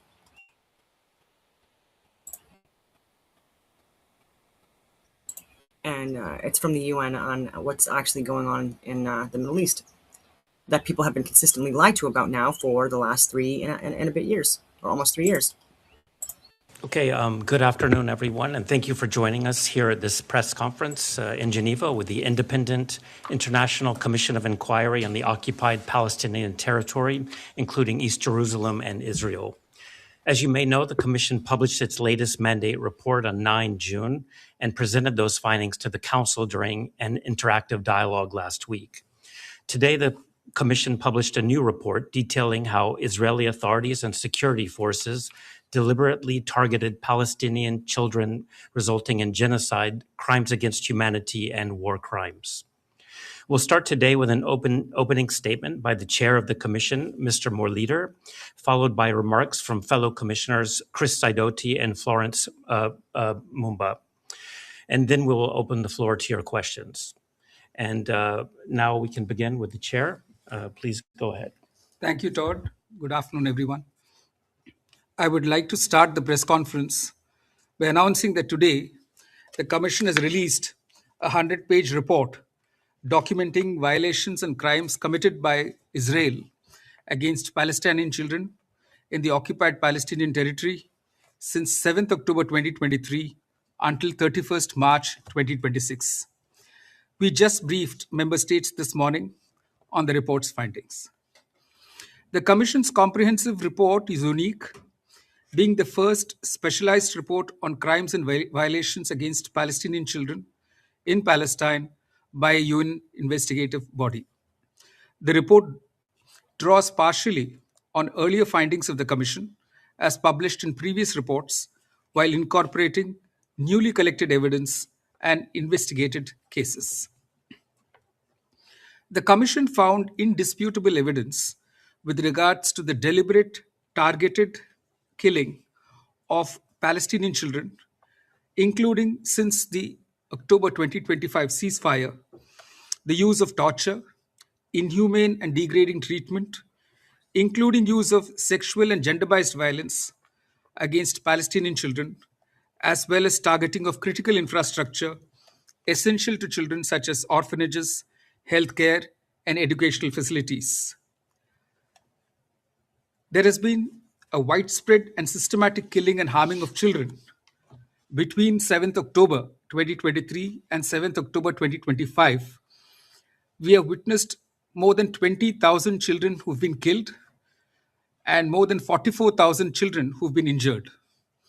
Children constitute 30% of all those killed in OPT, and the killing and injuring of children has been a continuing activity.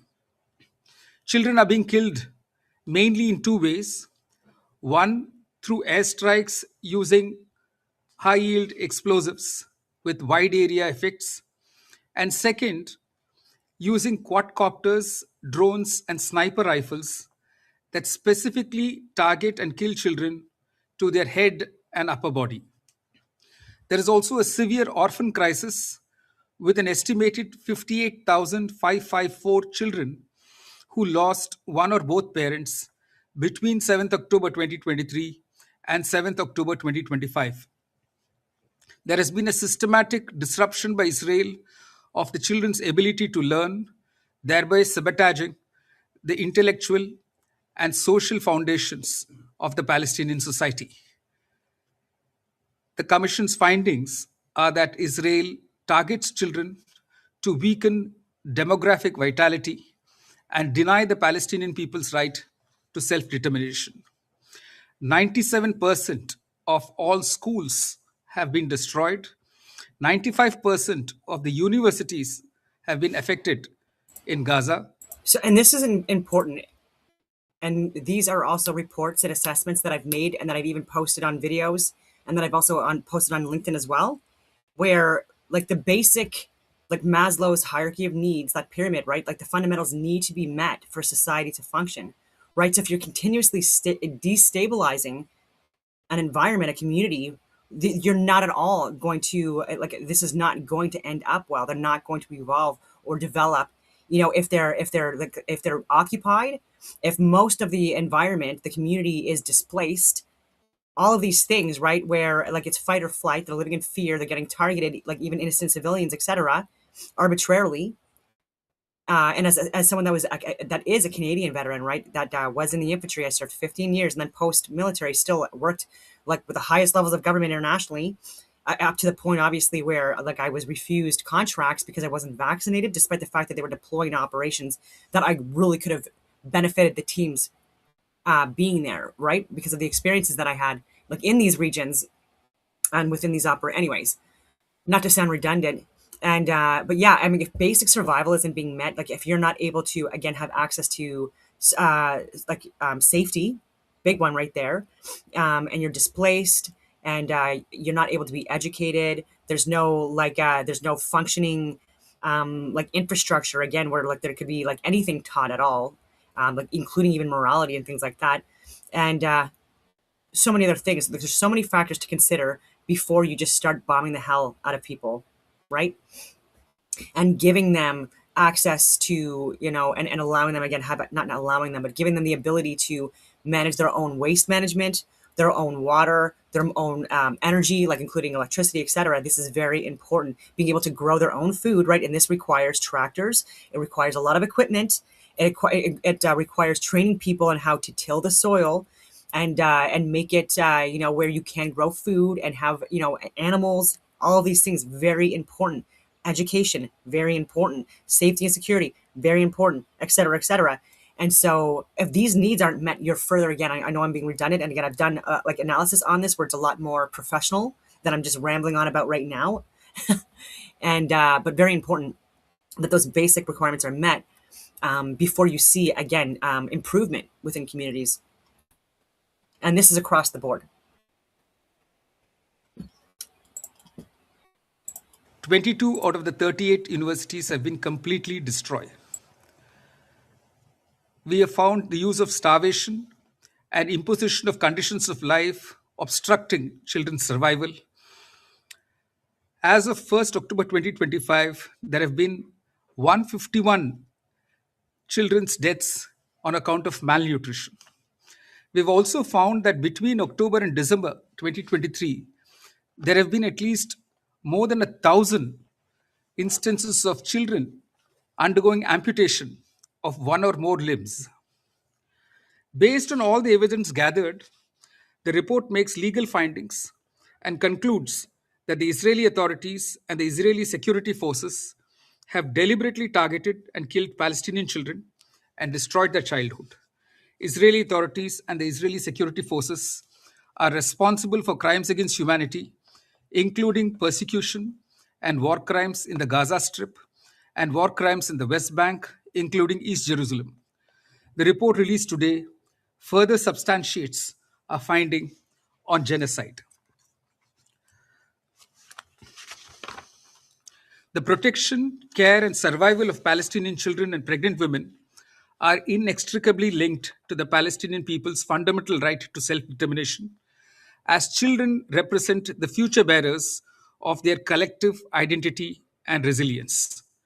By targeting children, Israel is eroding the foundational structure of Palestinian society, weakening the democratic vitality and overall capacity of the Palestinian people to sustain and exercise its right to determine its future as a people. Our report concludes that the settler violence in the West Bank functions as a means of implementing Israeli state policies, with both the state and violent settler groups working in collaboration towards the same strategic objective: unlawful territorial expansion. It also concludes that Hamas has repeatedly committed grave abuses against Palestinians in Gaza, using the cover of Israeli military offensives and the broader collapse of law and order to carry out campaigns of repression, torture, and unlawful killings of Palestinians. This was stated by us in our report, which we presented to the Human Rights Council on 15th June 2026. The report by the Board of Peace to the Security Council in May this year, pursuant to the Security Council Resolution 2803, claims that the conditions for Palestinians in Gaza have improved. This contradicts the findings of this commission. The Israeli Prime Minister has been clear. Israel aims to seize at least 70% of the Gaza Strip in clear violation of the ceasefire agreement and international law. The reality is that Palestinians continue to be killed and harmed in Gaza, even after the ceasefire was announced in October last year. And the amount of humanitarian aid allowed into Gaza remains very much below the necessary levels needed. Lastly, the Commission condemns the severe mistreatment of the flotilla activists detained by the Israeli forces. Such public disregard of international law would support the findings of the Commission in previous reports that Palestinian detainees were severely mistreated, including tortured, raped, and sexually abused by Israeli forces. The Commission welcomes the opening of the judicial investigations in a number of countries about these events. We are grateful for the support expressed by many member states to the Commission's mandate and work, including during last week's Human Rights Council interactive dialogue.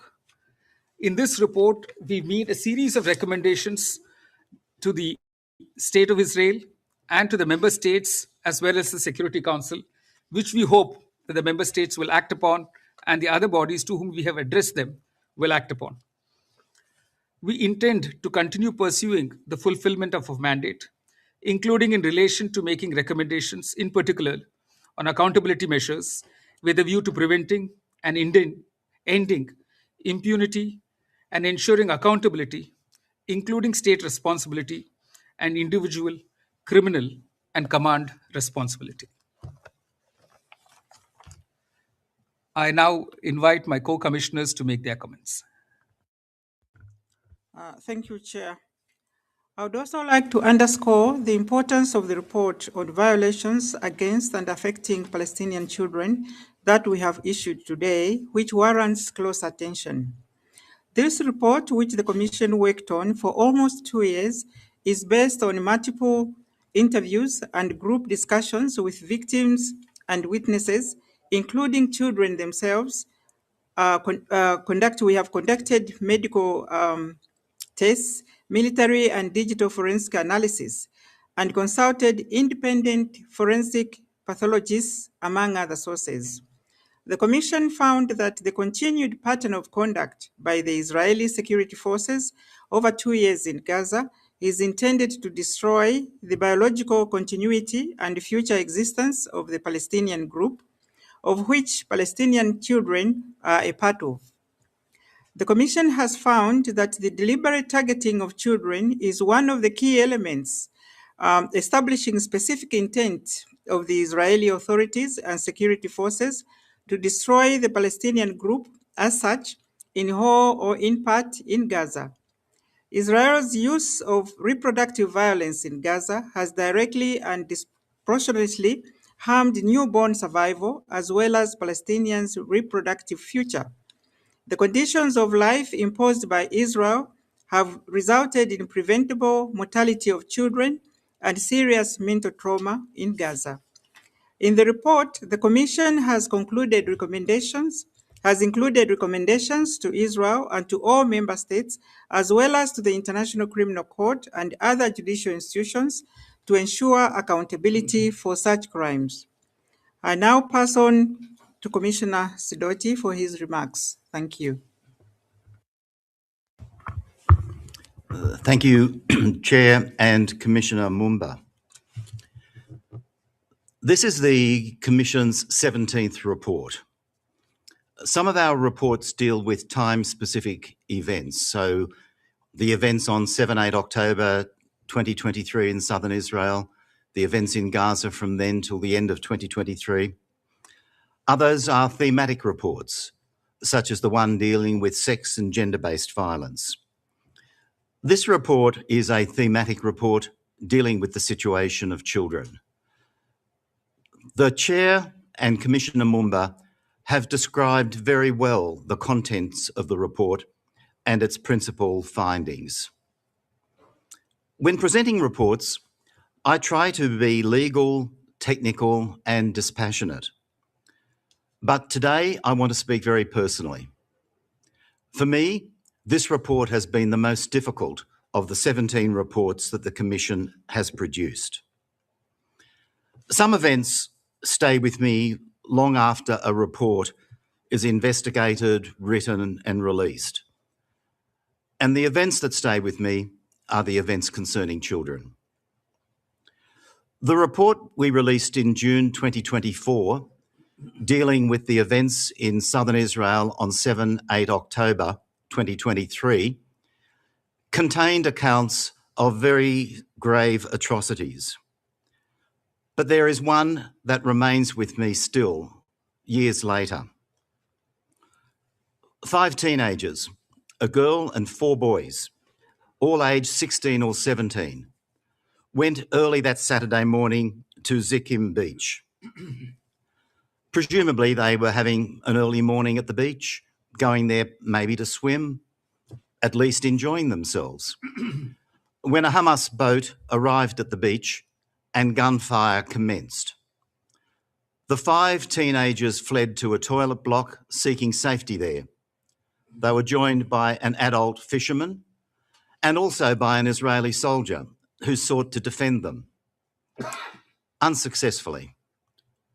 The soldier was killed, the fisherman was killed, and all 5 children, a girl, 4 boys, were killed. They were 5 of the almost 40 Israeli children killed that day. The report we released today is looking at the Israeli military's killings and injuring and damaging the lives of Palestinian children. The Chair has referred to the fact that there were over 20,000 Palestinian children in Gaza killed between October 2023 and October 2025. 20,000 or more, maybe 22,000, directly killed by the violence, The child whose death struck me most personally was not killed directly by the violence, was not included amongst those 20 to 22,000 accredited deaths. Those deaths were all of children whose bodies were identified and who were injured by bullets or shrapnel or bombings. The girl I'm talking about, aged 12, had celiac disease. Celiac disease is a manageable disease. Children do not die with celiac disease. When her case, her situation came to public attention, it was dismissed by the Israeli authorities on the basis that this girl had a pre-existing condition. The evidence was there. We saw the photos and the videos of this child. She suffered seriously from malnutrition, diarrhea. She lost a third of her body weight over a 6-month period. From March to May 2025, the Israeli authorities imposed a total siege on Gaza. No food was getting in during that period, and certainly not the food required by a child with celiac disease. That's when her weight loss began. In October 2025, suffering from severe acute malnutrition, she was admitted to the Nasser Medical Centre. The doctors applied for her to be medically evacuated from Gaza so that she could receive the level of treatment needed to save her life. The Israeli authorities did not reply. In October 2025, the child died. She didn't die of celiac disease. Children don't die of celiac disease. She died of starvation, the direct result of the policies implemented by the Israeli government and the Israeli military. Oh, and I should add, 2 weeks after she died, the Israeli authorities approved her medical evacuation. The child whose death struck me most on the West Bank was in a different situation. He was directly killed. He was in the refugee camp of Al-Farah in the town of Tubas, a 14-year-old boy. He was shot by an Israeli military patrol as he was leaving his house. The patrol had been in the area, but at the time, there had been no fighting taking place. He was shot, badly injured, and was lying on the ground. He was surrounded by a company of Israeli soldiers who were chatting and probably some of them smoking over a period of 45 minutes while this 14-year-old boy bled to death. Early in the period, he was able to move a little. He pushed his cap out to indicate that he was still alive and needed attention. A soldier kicked the cap back at him. On another occasion, he was crying out, and again the response was kicking towards him. Later in the period, a soldier came up and dropped a stone next to him, trying to frame this innocent child as a stone thrower, when there is no evidence whatsoever that the child was doing anything more than going out to play. His mother was watching from the house that he'd just left. And as the child sought to leave the house, as the mother sought to leave the house to go to the child to rescue him or attend to him, she was shot at by the Israeli military patrol. There was a Palestinian Red Cross ambulance nearby. And whenever the ambulance tried to approach the scene of the child lying there, a laser-targeted weapon was aimed at the driver of the ambulance so that the laser was hitting the driver in the middle of the head. And the driver, of course, withdrew in fear of being shot. For 45 minutes, this child bled to death while surrounded by Israeli soldiers who not only showed no concern for him whatsoever, not only did nothing themselves to assist the child, but actively prevented the child's mother from reaching him and the ambulance from assisting him. After the child died, the soldiers took his body away, and the body has still not been returned to the family for burial. An Israeli military force holding a child's body as hostage. I have 3 questions today for Israeli people. Through this press conference, I want to speak to them directly. What kind of people are your soldiers who would allow a 14-year-old child to bleed to death over a 45-minute period? What kind of people are your military leaders that would inculcate a culture that... I said it before, and I'll say it again. In the Canadian Armed Forces, I do think, and I don't know so much anymore because of just how it's gone, but the most moral military in the world.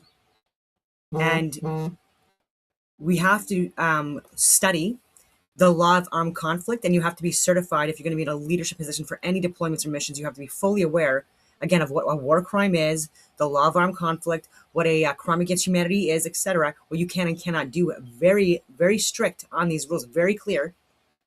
Rules of engagements as well, not so clear sometimes, and sometimes they change. But again, you have to be very aware and familiar with your rules of engagement. And the Canadian military, unheard of. All of these things that are happening, and again, that we are seeing, that I have seen now for years, it's so, again, soul crushing, absolutely horrific stuff. And again, by soldiers, and people are saying they're the most moral army in the world. And again, I could not even be further from the truth. It's absolutely horrific. And these people should absolutely be in jail, dishonorably discharged at a minimum, dishonorably discharged, no access at all to like a pension or any of that stuff. And again, jail for life. Soldiers feel free to do this, acting with total impunity. Yep.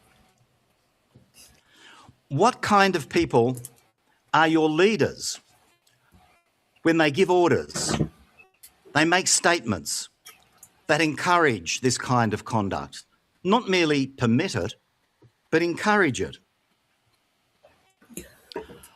I saw a couple of weeks ago that Israeli President Herzog made a statement about some extremist Israeli settlers.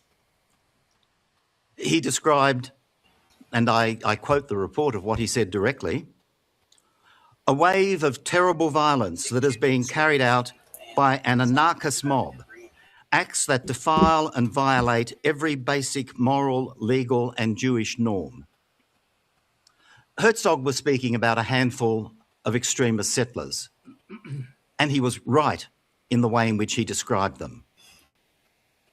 But he should have gone on to describe the key institutions of Israeli society, the government, the Knesset, the political parties, and the military, in exactly the same terms.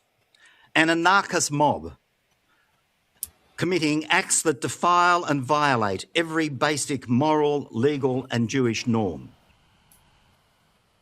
I'm a lawyer, so I can only speak legally. There is no doubt whatsoever. There can be no doubt in anyone who reads today's report that every international legal norm has been violated by the actions of the Israeli authorities towards Palestinian children. And they need to be held accountable.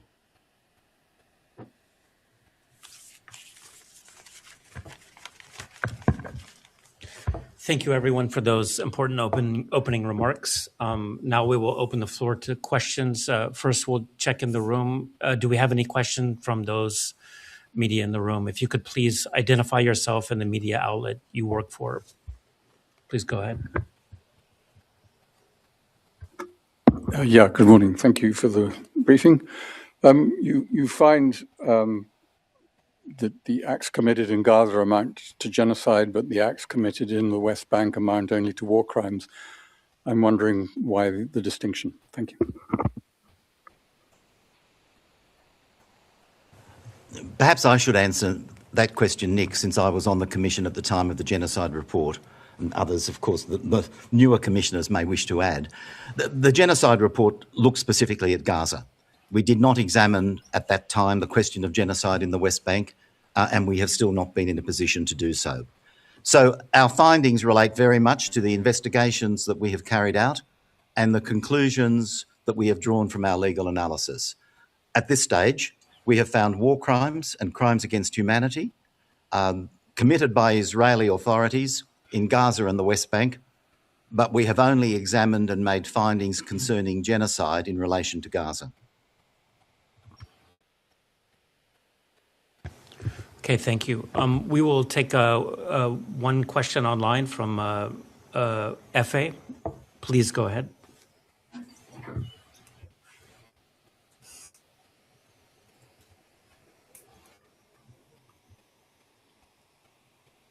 Antonio, are you there?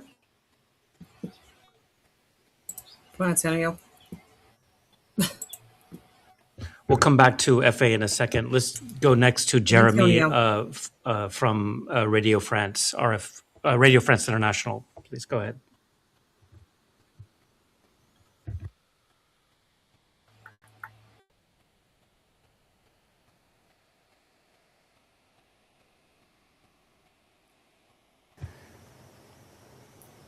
We may have some audio difficulty. I will read a question that we received in the chat from Nir Hassan from Haaretz. The question is as follows. The Israeli Ministry of Foreign Affairs published a response to the report, which includes, among other things, claims of distinct bias of the committee members against Israel, a lack of medical, military, and ballistic experience to conduct an investigation, and reliance on unidentified and unverified testimonies and reliance on data from Hamas. What is the committee's, or commission rather's, response to this? I think we make our methodology very clear in the report itself. In para 10 of this report, anyone reading would realize the rigor which we bring to analysis of the evidence that has been gathered. The commission received evidence such as medical reports, including X-rays, photographs, video and audio statements of patients who had given their consent to share this information with the commission. The commission consulted 2 independent forensic pathologists who provided forensic analysis of the evidence, including CT scans, medical reports, photographs, and videos of the children who were shot and had either killed or maimed. Open source material was forensically collected in accordance with the international standards on the preservation of web-based content and rules of admissibility of digital evidence. Where needed, open source material was verified through comprehensive cross-referencing with a broad, varied collection of reputable sources and complemented by advanced forensic examination, including visual media authentication, geolocation, and chronolocation analysis, metadata extraction, and face recognition. A full list of sources used for the report is on file with the Commission. So I would assert that this Commission adopts the highest standards, aligns its evidence gathering and analysis protocols with that required by international adjudicatory mechanisms. And therefore, I would refute this charge spelled out by Haaretz, quoting the Israeli sources.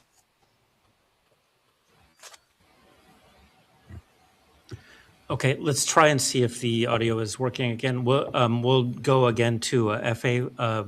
Antonio, could you please try to pose your question? Antonio, come on now.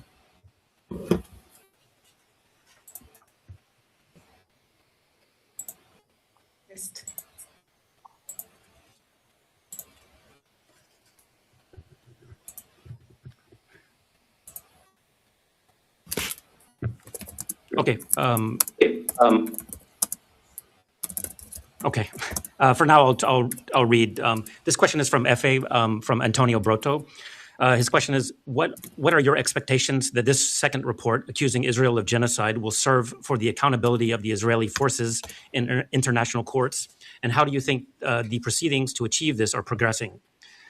Second question, when you say that you identified Israeli forces that have carried out attacks against children, are you referring to any specific units or divisions? And can you give us any examples? Let me take the second question first.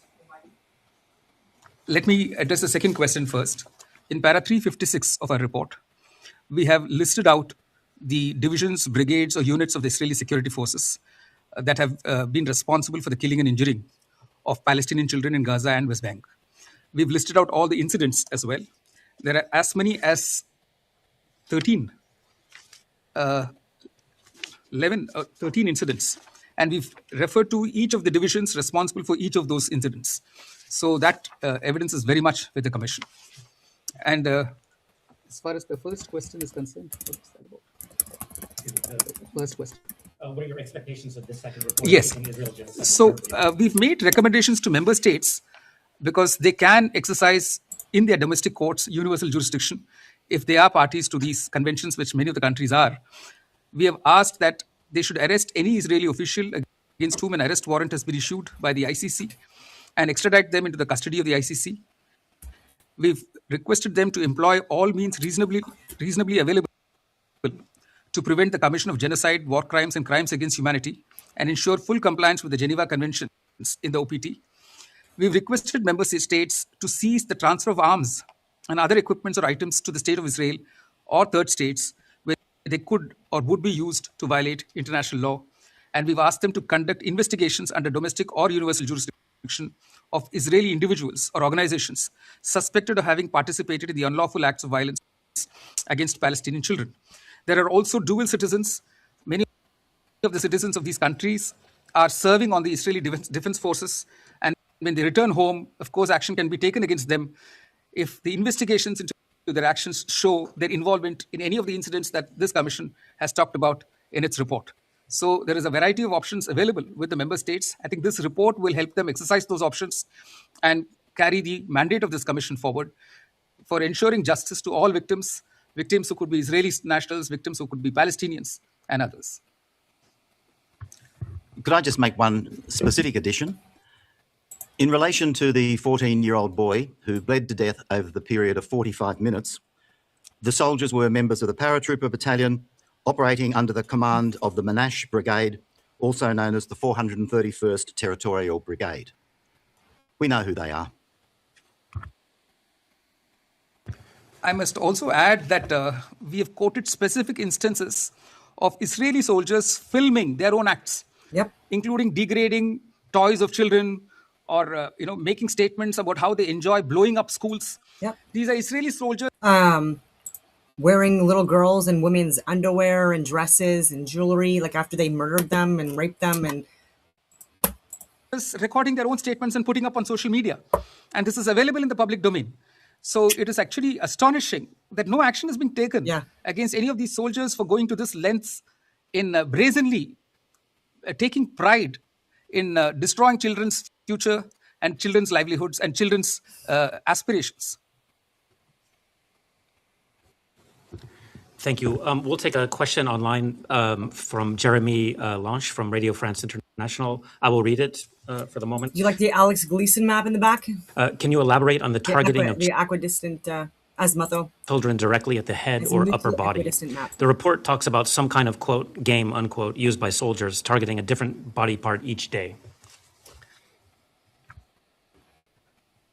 I must share with all of you that apart from the sources that we've quoted in the report, we also conducted oral hearings after we arrived here in Geneva this time.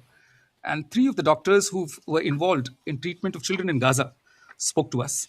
And they confirmed what the report has found on the basis of available material, that the gunshot wounds were specifically directed at the head and the neck to cause maximum damage. In one instance, a breastfeeding baby was shot by a quadcopter through the head, and the baby now suffers a permanent paralysis.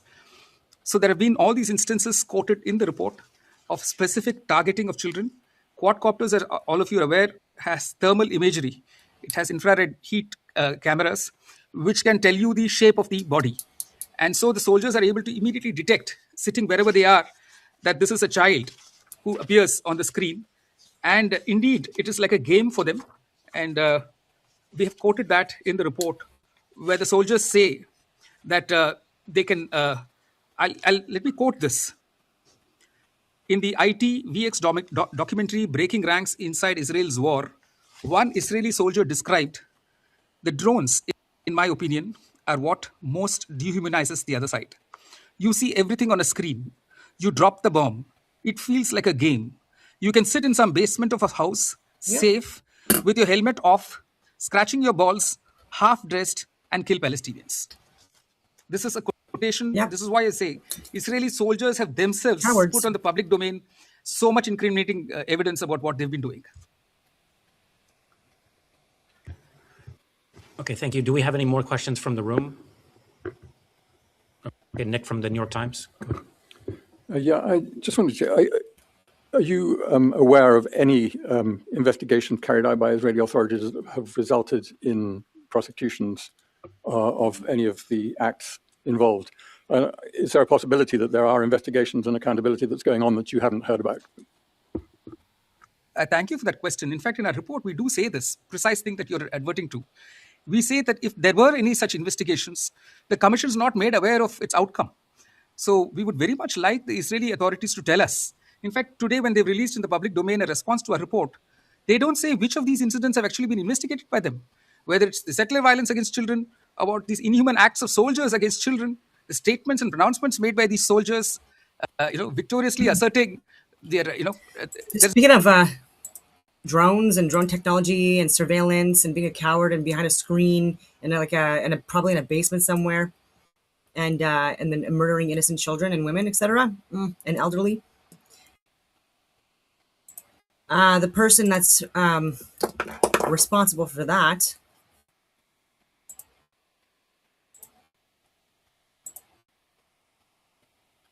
planning a meeting, a conference, and what's not showing up? Here we go. Is it this? Okay, so Peter Thiel Conference, Ireland. So the secretive conference that people are talking about, and well done to the person that, again, got this out there, because it went viral a few days ago. And so secretive conference scheduled for August 12th to 16th, 2026, not July 16th. Okay, so that was circulating around. So August 12th to 16th. It is an exclusive invite-only event called Dialogue, co-founded by billionaire investor and Palantir co-founder Peter Thiel, alongside Oren Hoffman. Just here's a breakdown of what is currently known about the upcoming event in Ireland. The venue and setup. The location of the conference is slated to take place at the luxury Powers Court Hotel Resort and Spa in Enniskerry, County Wicklow, just south of Dublin. Format. Dialogue is frequently compared to the Bilderberg Group or the World Economic Forum, which they're also involved in as well. So it operates completely off the record, maintaining a strict policy of no panels or formal speeches. Instead, attendees participate in small, facilitated breakout discussions, right? And again, these are the steering committee types, right? That are like, I guess we'd call them like umbrella companies of the people that are actually, again, creating the scripts, writing the scripts, and then steering the scripts out, right? So the data leak organization usually maintains a remarkably low profile, but it made international headlines just this month when a data leak first reported by Wired exposed internal records. And look at also what they're doing regarding their the country they want to have called Prospera. Come on. Okay, so registered details for 222 expected attendees and the planned agenda for the Wicklow retreat. Leaked topics. So the agenda features a mix of provocative and geopolitical sessions, reportedly including navigating World War III, battlefield technologies, bring back nuclear, build a cult, and money does buy happiness, with a question mark with does. Notable attendees, the leaked registration list bridges the worlds of tech, defense, and politics. Expected attendees include U.S. Treasury Secretary Scott Bessent, U.S. Senator Ted Cruz, NATO Supreme Allied Commander Europe General Alexis Grinkiewicz, alongside a variety of tech executives, private equity billionaires, and Hollywood actors. So political opposition, politicians from Sinn Féin and the Labour Party have publicly called for the events to be blocked. I agree. The primary point of contention is Thiel's company, obviously, Palantir, and the people they're working with. Again, these deep state rogue actors, right, that have there's no penalties for them literally creating the scripts that are causing so much harm and death around the world. And it's a grift. They care more about profits than they do about people. And lack of empathy, again, is going to be the biggest thing that's going to fucking destroy us. So anyways, technologies which supplies AI and data analytics software to the Israeli Defense Forces, IDF. Irish officials have demanded transparency regarding whether any state ministers were invited and whether taxpayer funds will be required to secure the event. For public protests, demonstrators have already staged protests inside the foyer of the Powers Court Hotel, waving Palestinian flags and accusing the organizers of profiting from the war in Gaza, which they are. But even with the the Palestinian protesters, a lot of them are organized. This is staged and planned by leftist radicals. And again, also profiting from, again, these proxy wars and this grift anyways as well. Okay, so the Powers Court Estate issued a public statement distancing itself from the gathering. They clarified that the hotel itself is separately operated by the MHL Hotel Group and stated they would unreservedly cancel the event if it were within their power, but they are bound by a legally binding lease agreement. Okay, so I want them to elaborate a little bit more. Okay, so the dialogue conference brings together a highly curated mix of military leadership, Silicon Valley executives, and political figures, right? Just like for COVID and stuff like that, right? And how they plan that, executed it really well. Anyways, attendees and speakers. The leaked registration list for the Wicklow retreat includes 222 expected attendees, like I already said. Okay, so defense, AI, and global finance. The core of the gathering reportedly focused on the architects of the new defense and AI industries. Oh my God. Okay, so military and defense, the most prominent military figures already said. General Alexis Grinkiewicz, NATO Supreme Allied Commander in Europe, joined by former White House national security official and former Middle East chief of intelligence. Okay, so we've got Shmuel Abramzam, the chief economist at Israel's finance ministry and a sitting ambassador to the United States. Scott Besson, Ted Cruz, tech and venture capital. Unsurprisingly, given Thiel's background, the roster features heavy Silicon Valley representation. This includes 6 members of the PayPal mafia. It's funny. Palantir CEO Alex Karp, Oculus founder Palmer Luckey, and representatives from powerful venture capital firms like Andreessen Horowitz and Founders Fund.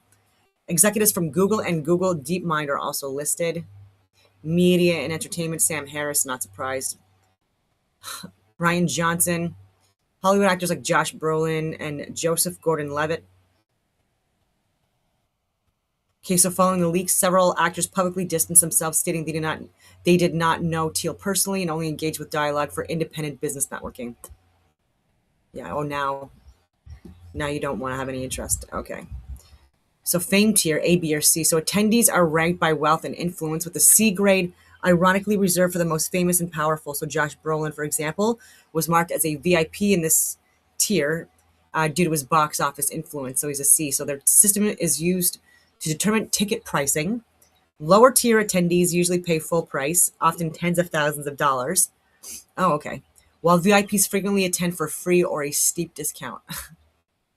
Value add score, 1 to 4. So staff rate each attendee on how much value they actually brought to the discussions.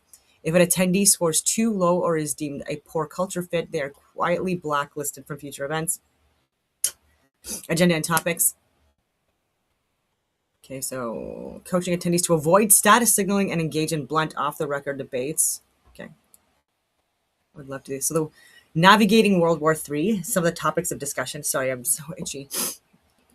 Battlefield technologies, bring back nuclear, build a cult, soapbox. This session is specifically noted to be moderated by the founder of the Christian networking app, Pray.com. Build a party, moderated by a former White House national security official. It's fun to be in charge. Money does buy happiness, and how's your sex life?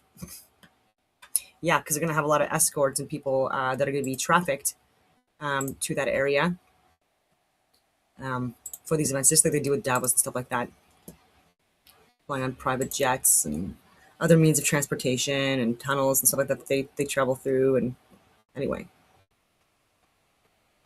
so yeah, the broadcast breaks down leaked list of U.S. senators, billionaires, and Trump cabinet officials registered for the private retreat, highlighting the controversial topics with the agenda. This is friggin' wild. I'm just posting up a clip here. Okay, so there is a video on it.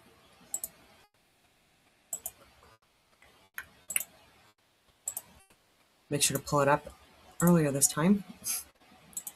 All right. Okay, so what is this? First post. Peter Thiel's secret dialogue society exposed. U.S. senators, billionaires on leaked list. First post explains. All right, what are they saying?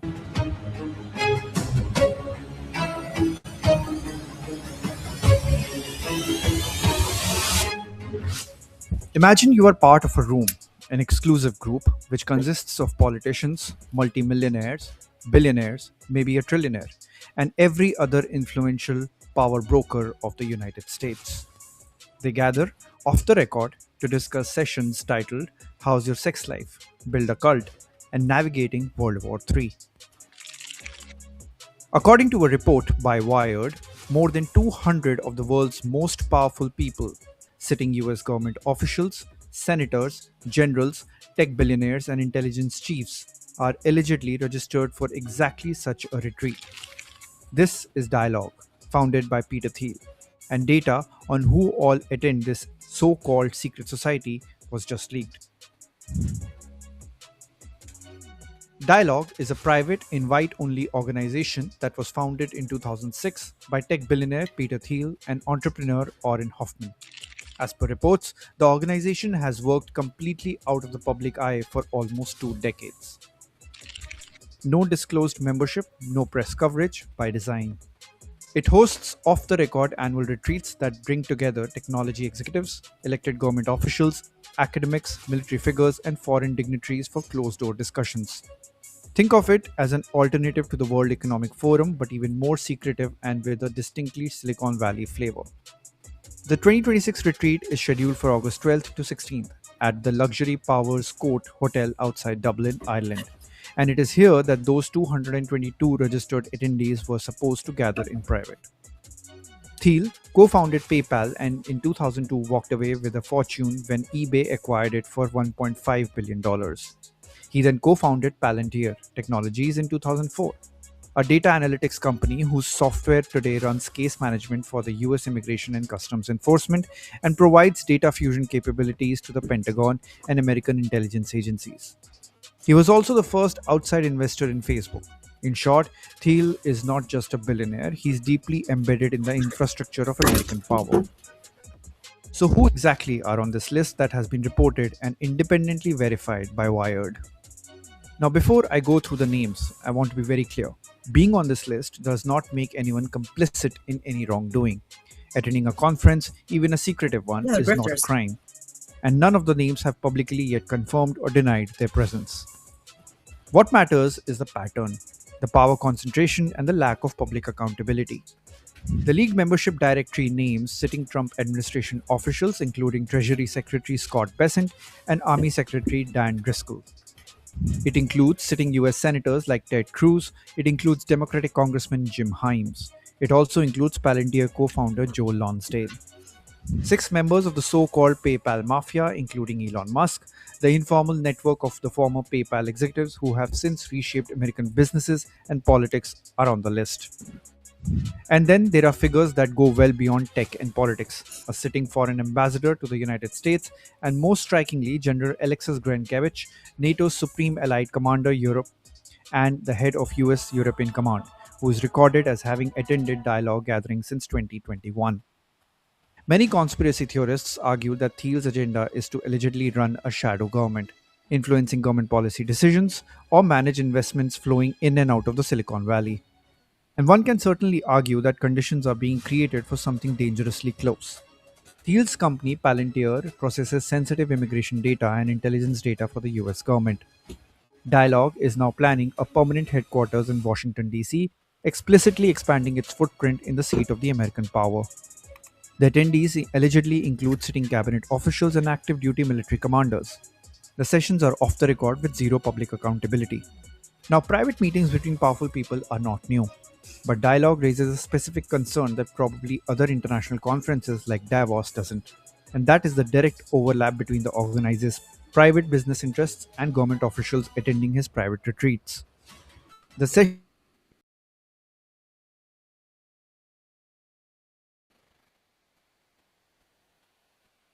Sorry about that.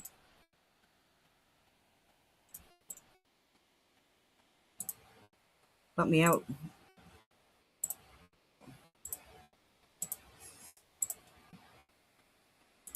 influences home and what decisions flow from those conversations. The world moves fast. Power shifts. All right, there was nothing more, anyways. Okay, very important. I hope there's people that do report on it.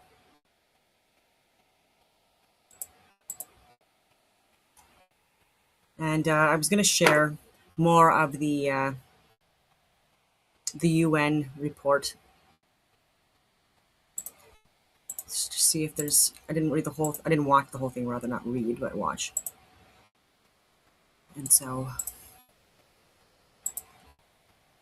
Is it triumphalism? this won't even be a surprise for anyone that's been watching my channel for the last few years. But again, this has gone viral, and there are people again that are seeing this for the first time and hearing about this stuff literally for the first time, and it blows my mind. But again, the propaganda media was like so effective in pushing this that anyway.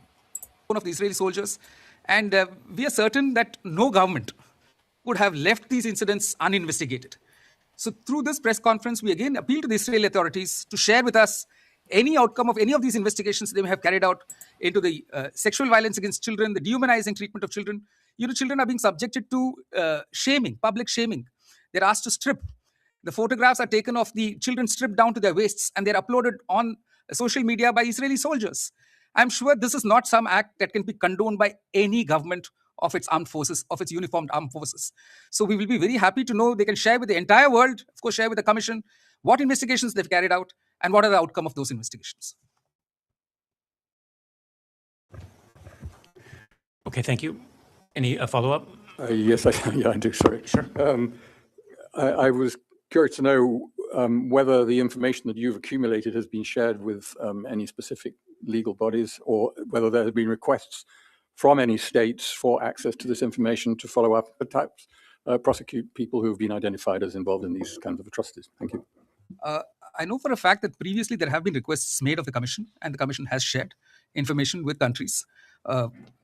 And we have shared our information also with the two main adjudicatory bodies, the ICC, and at South Africa's instance, with the ICJ. And we are open to doing that. And we will continue to be of assistance to any country which is willing to exercise universal jurisdiction over persons accused of war crimes, crimes against humanity, and genocide. Okay, thank you. If there are no more questions from the room or online, I will leave it to the end of the press conference. Do we have any final statements from any of the commissioners? I would like to make a final comment. Oh, sorry, do you want to go first? No, please. Right. The hardest decision we had to make in completing this report was the decision not to name the Palestinian children whose deaths, injuries, and suffering we describe. It was a hard decision because children have a right under the Convention of the Rights of the Child to a name and an identity. And one of the difficulties in dealing with public understanding of the situation in Gaza and the West Bank is that these children are anonymised. They're anonymised in the statistics themselves of tens of thousands of children affected in this way. And they're certainly entitled to be recognised, to be named in death. We didn't name them because we feared the consequences for their families. We have a basic fundamental principle, not to add further harm to the harm that people have already suffered. And it was hard for us not to name these children. But my final comment is to plead with us all to see these children, to see them as individuals with identities, with lives that they must have been enjoying at least before October 2023, and futures that have now been cut short. And to see in these children our own children and grandchildren, because this is a universal issue. This is not merely a Palestinian issue. It's an issue that should affect us all.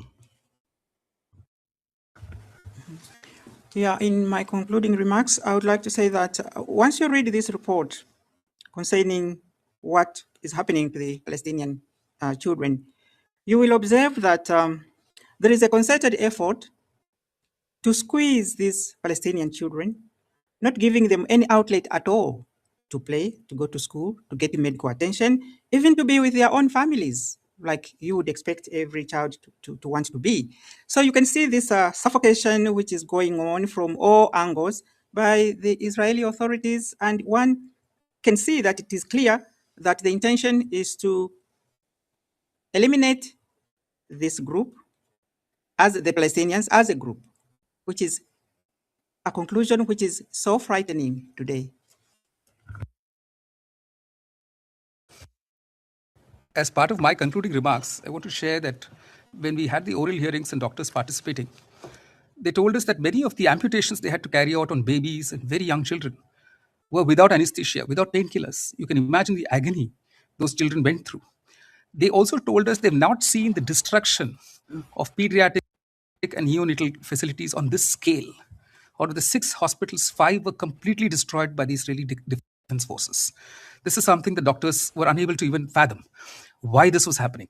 When we went into the causes, one of the things that struck us, and which we've quoted in our report, is the general thinking of the far-right politicians in Israel, one of whom we've quoted in para 81 of our report.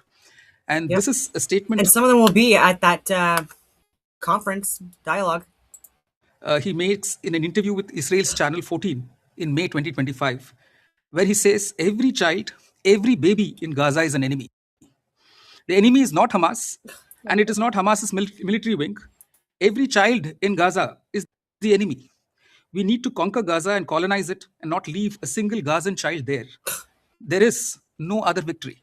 Now, this thinking has permeated into the Israeli Defense Forces, individual soldiers who are taking pride in destroying children's facilities, children's lives. And this is to be contrasted, and this is how I'd like to end this press conference. This has to be contrasted with the statement made by a 13-and-a-half-year-old boy whose mother was killed and 2 sisters were killed in an airstrike. And when one of our commissioners and investigators met him, and this is what he has said. Before my mother was killed, she told me, I need you to be a good person in the society, like a doctor or engineer, and do good for others. And this is what he says. Despite everything that happened to my family, I will do anything that is good for the society. And this is from a Palestinian boy who has to tell the whole world and remind them that we should not allow the humanity in each of. These are all incredible points, right? Like, you have people that still want to be of service to their communities, right? And we should be giving them those opportunities. We're taking them away. We're not taking them away, but again, certain people are. Us to get killed, despite what the Israeli Defense Forces might want to do. They need doctors, they need engineers. And this is the humanity in each one of us that this commission will appeal to, because the time to act is now. Thank you, Chairman Moore-Leader. Thank you, commissioners, and thank you all for joining us today. That brings us to the end of this press conference. Thank you. Very impactful. Okay, one last video because I promised I would. And people are not even going to have any clue where to find this, because it's not in the title. Musical spheres and what they sound like. Fast forward to 1619, where Johannes Kepler revisits the idea of the music of the spheres.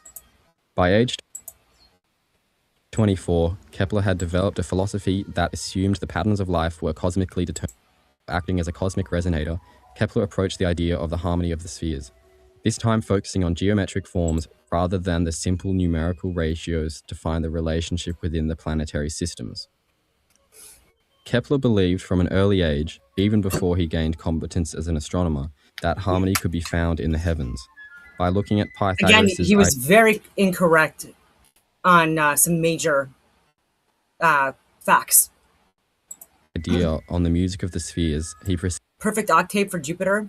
So you've got the 10 to 4 orbital resonance that they're talking about, Europa 2, Ganymede 1. proceeded to find evidence of such harmonies.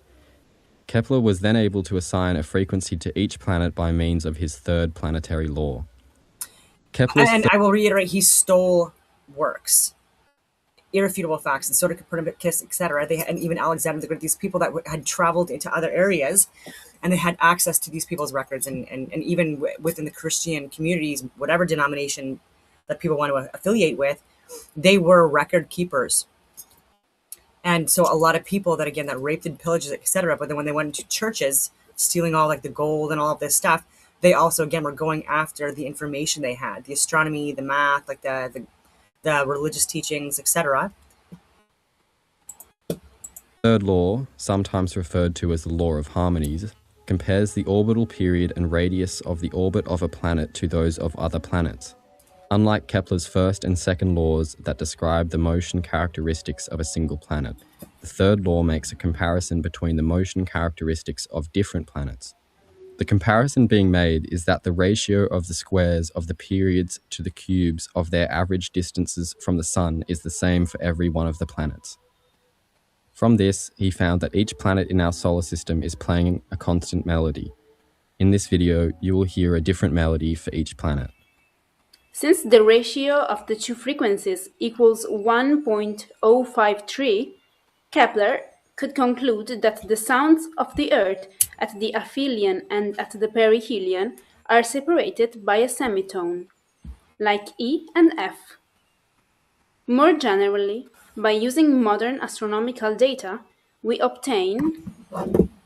Here, the pitches have been transposed and associated to musical notes. Mercury sings the coloratura as a treble and with an extension of an entire octave because of the great eccentricity of its orbit. Venus and the Earth sing as alto. Due to the very small eccentricity of its orbit, Venus remains almost in unison, mumbling a single tune. The Earth sings instead E-F-E, or with the Latin convention, mi-fa-mi.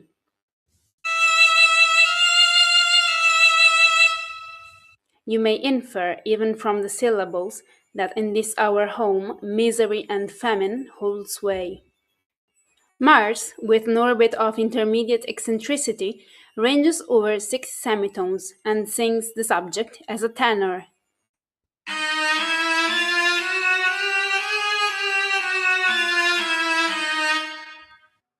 Jupiter and Saturn, with eccentricities slightly bigger than the Earth's, range over 3 semitones and sing as basso, modulating the basso continuo.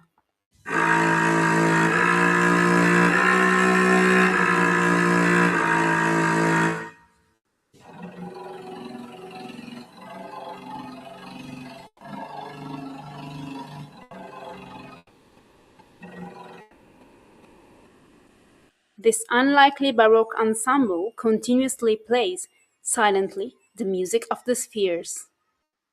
The idea of the music of the spheres is more beautiful than we can imagine. There's an aesthetic quality to this music, the harmony of the universe that is truly divine but yet created by physical properties. There's a sense of divinity inherently in nature, and this must express itself through harmony, whether that be musical or not.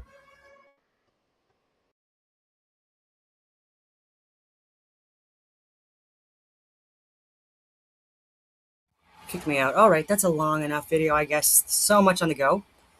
And, what did I just pull up?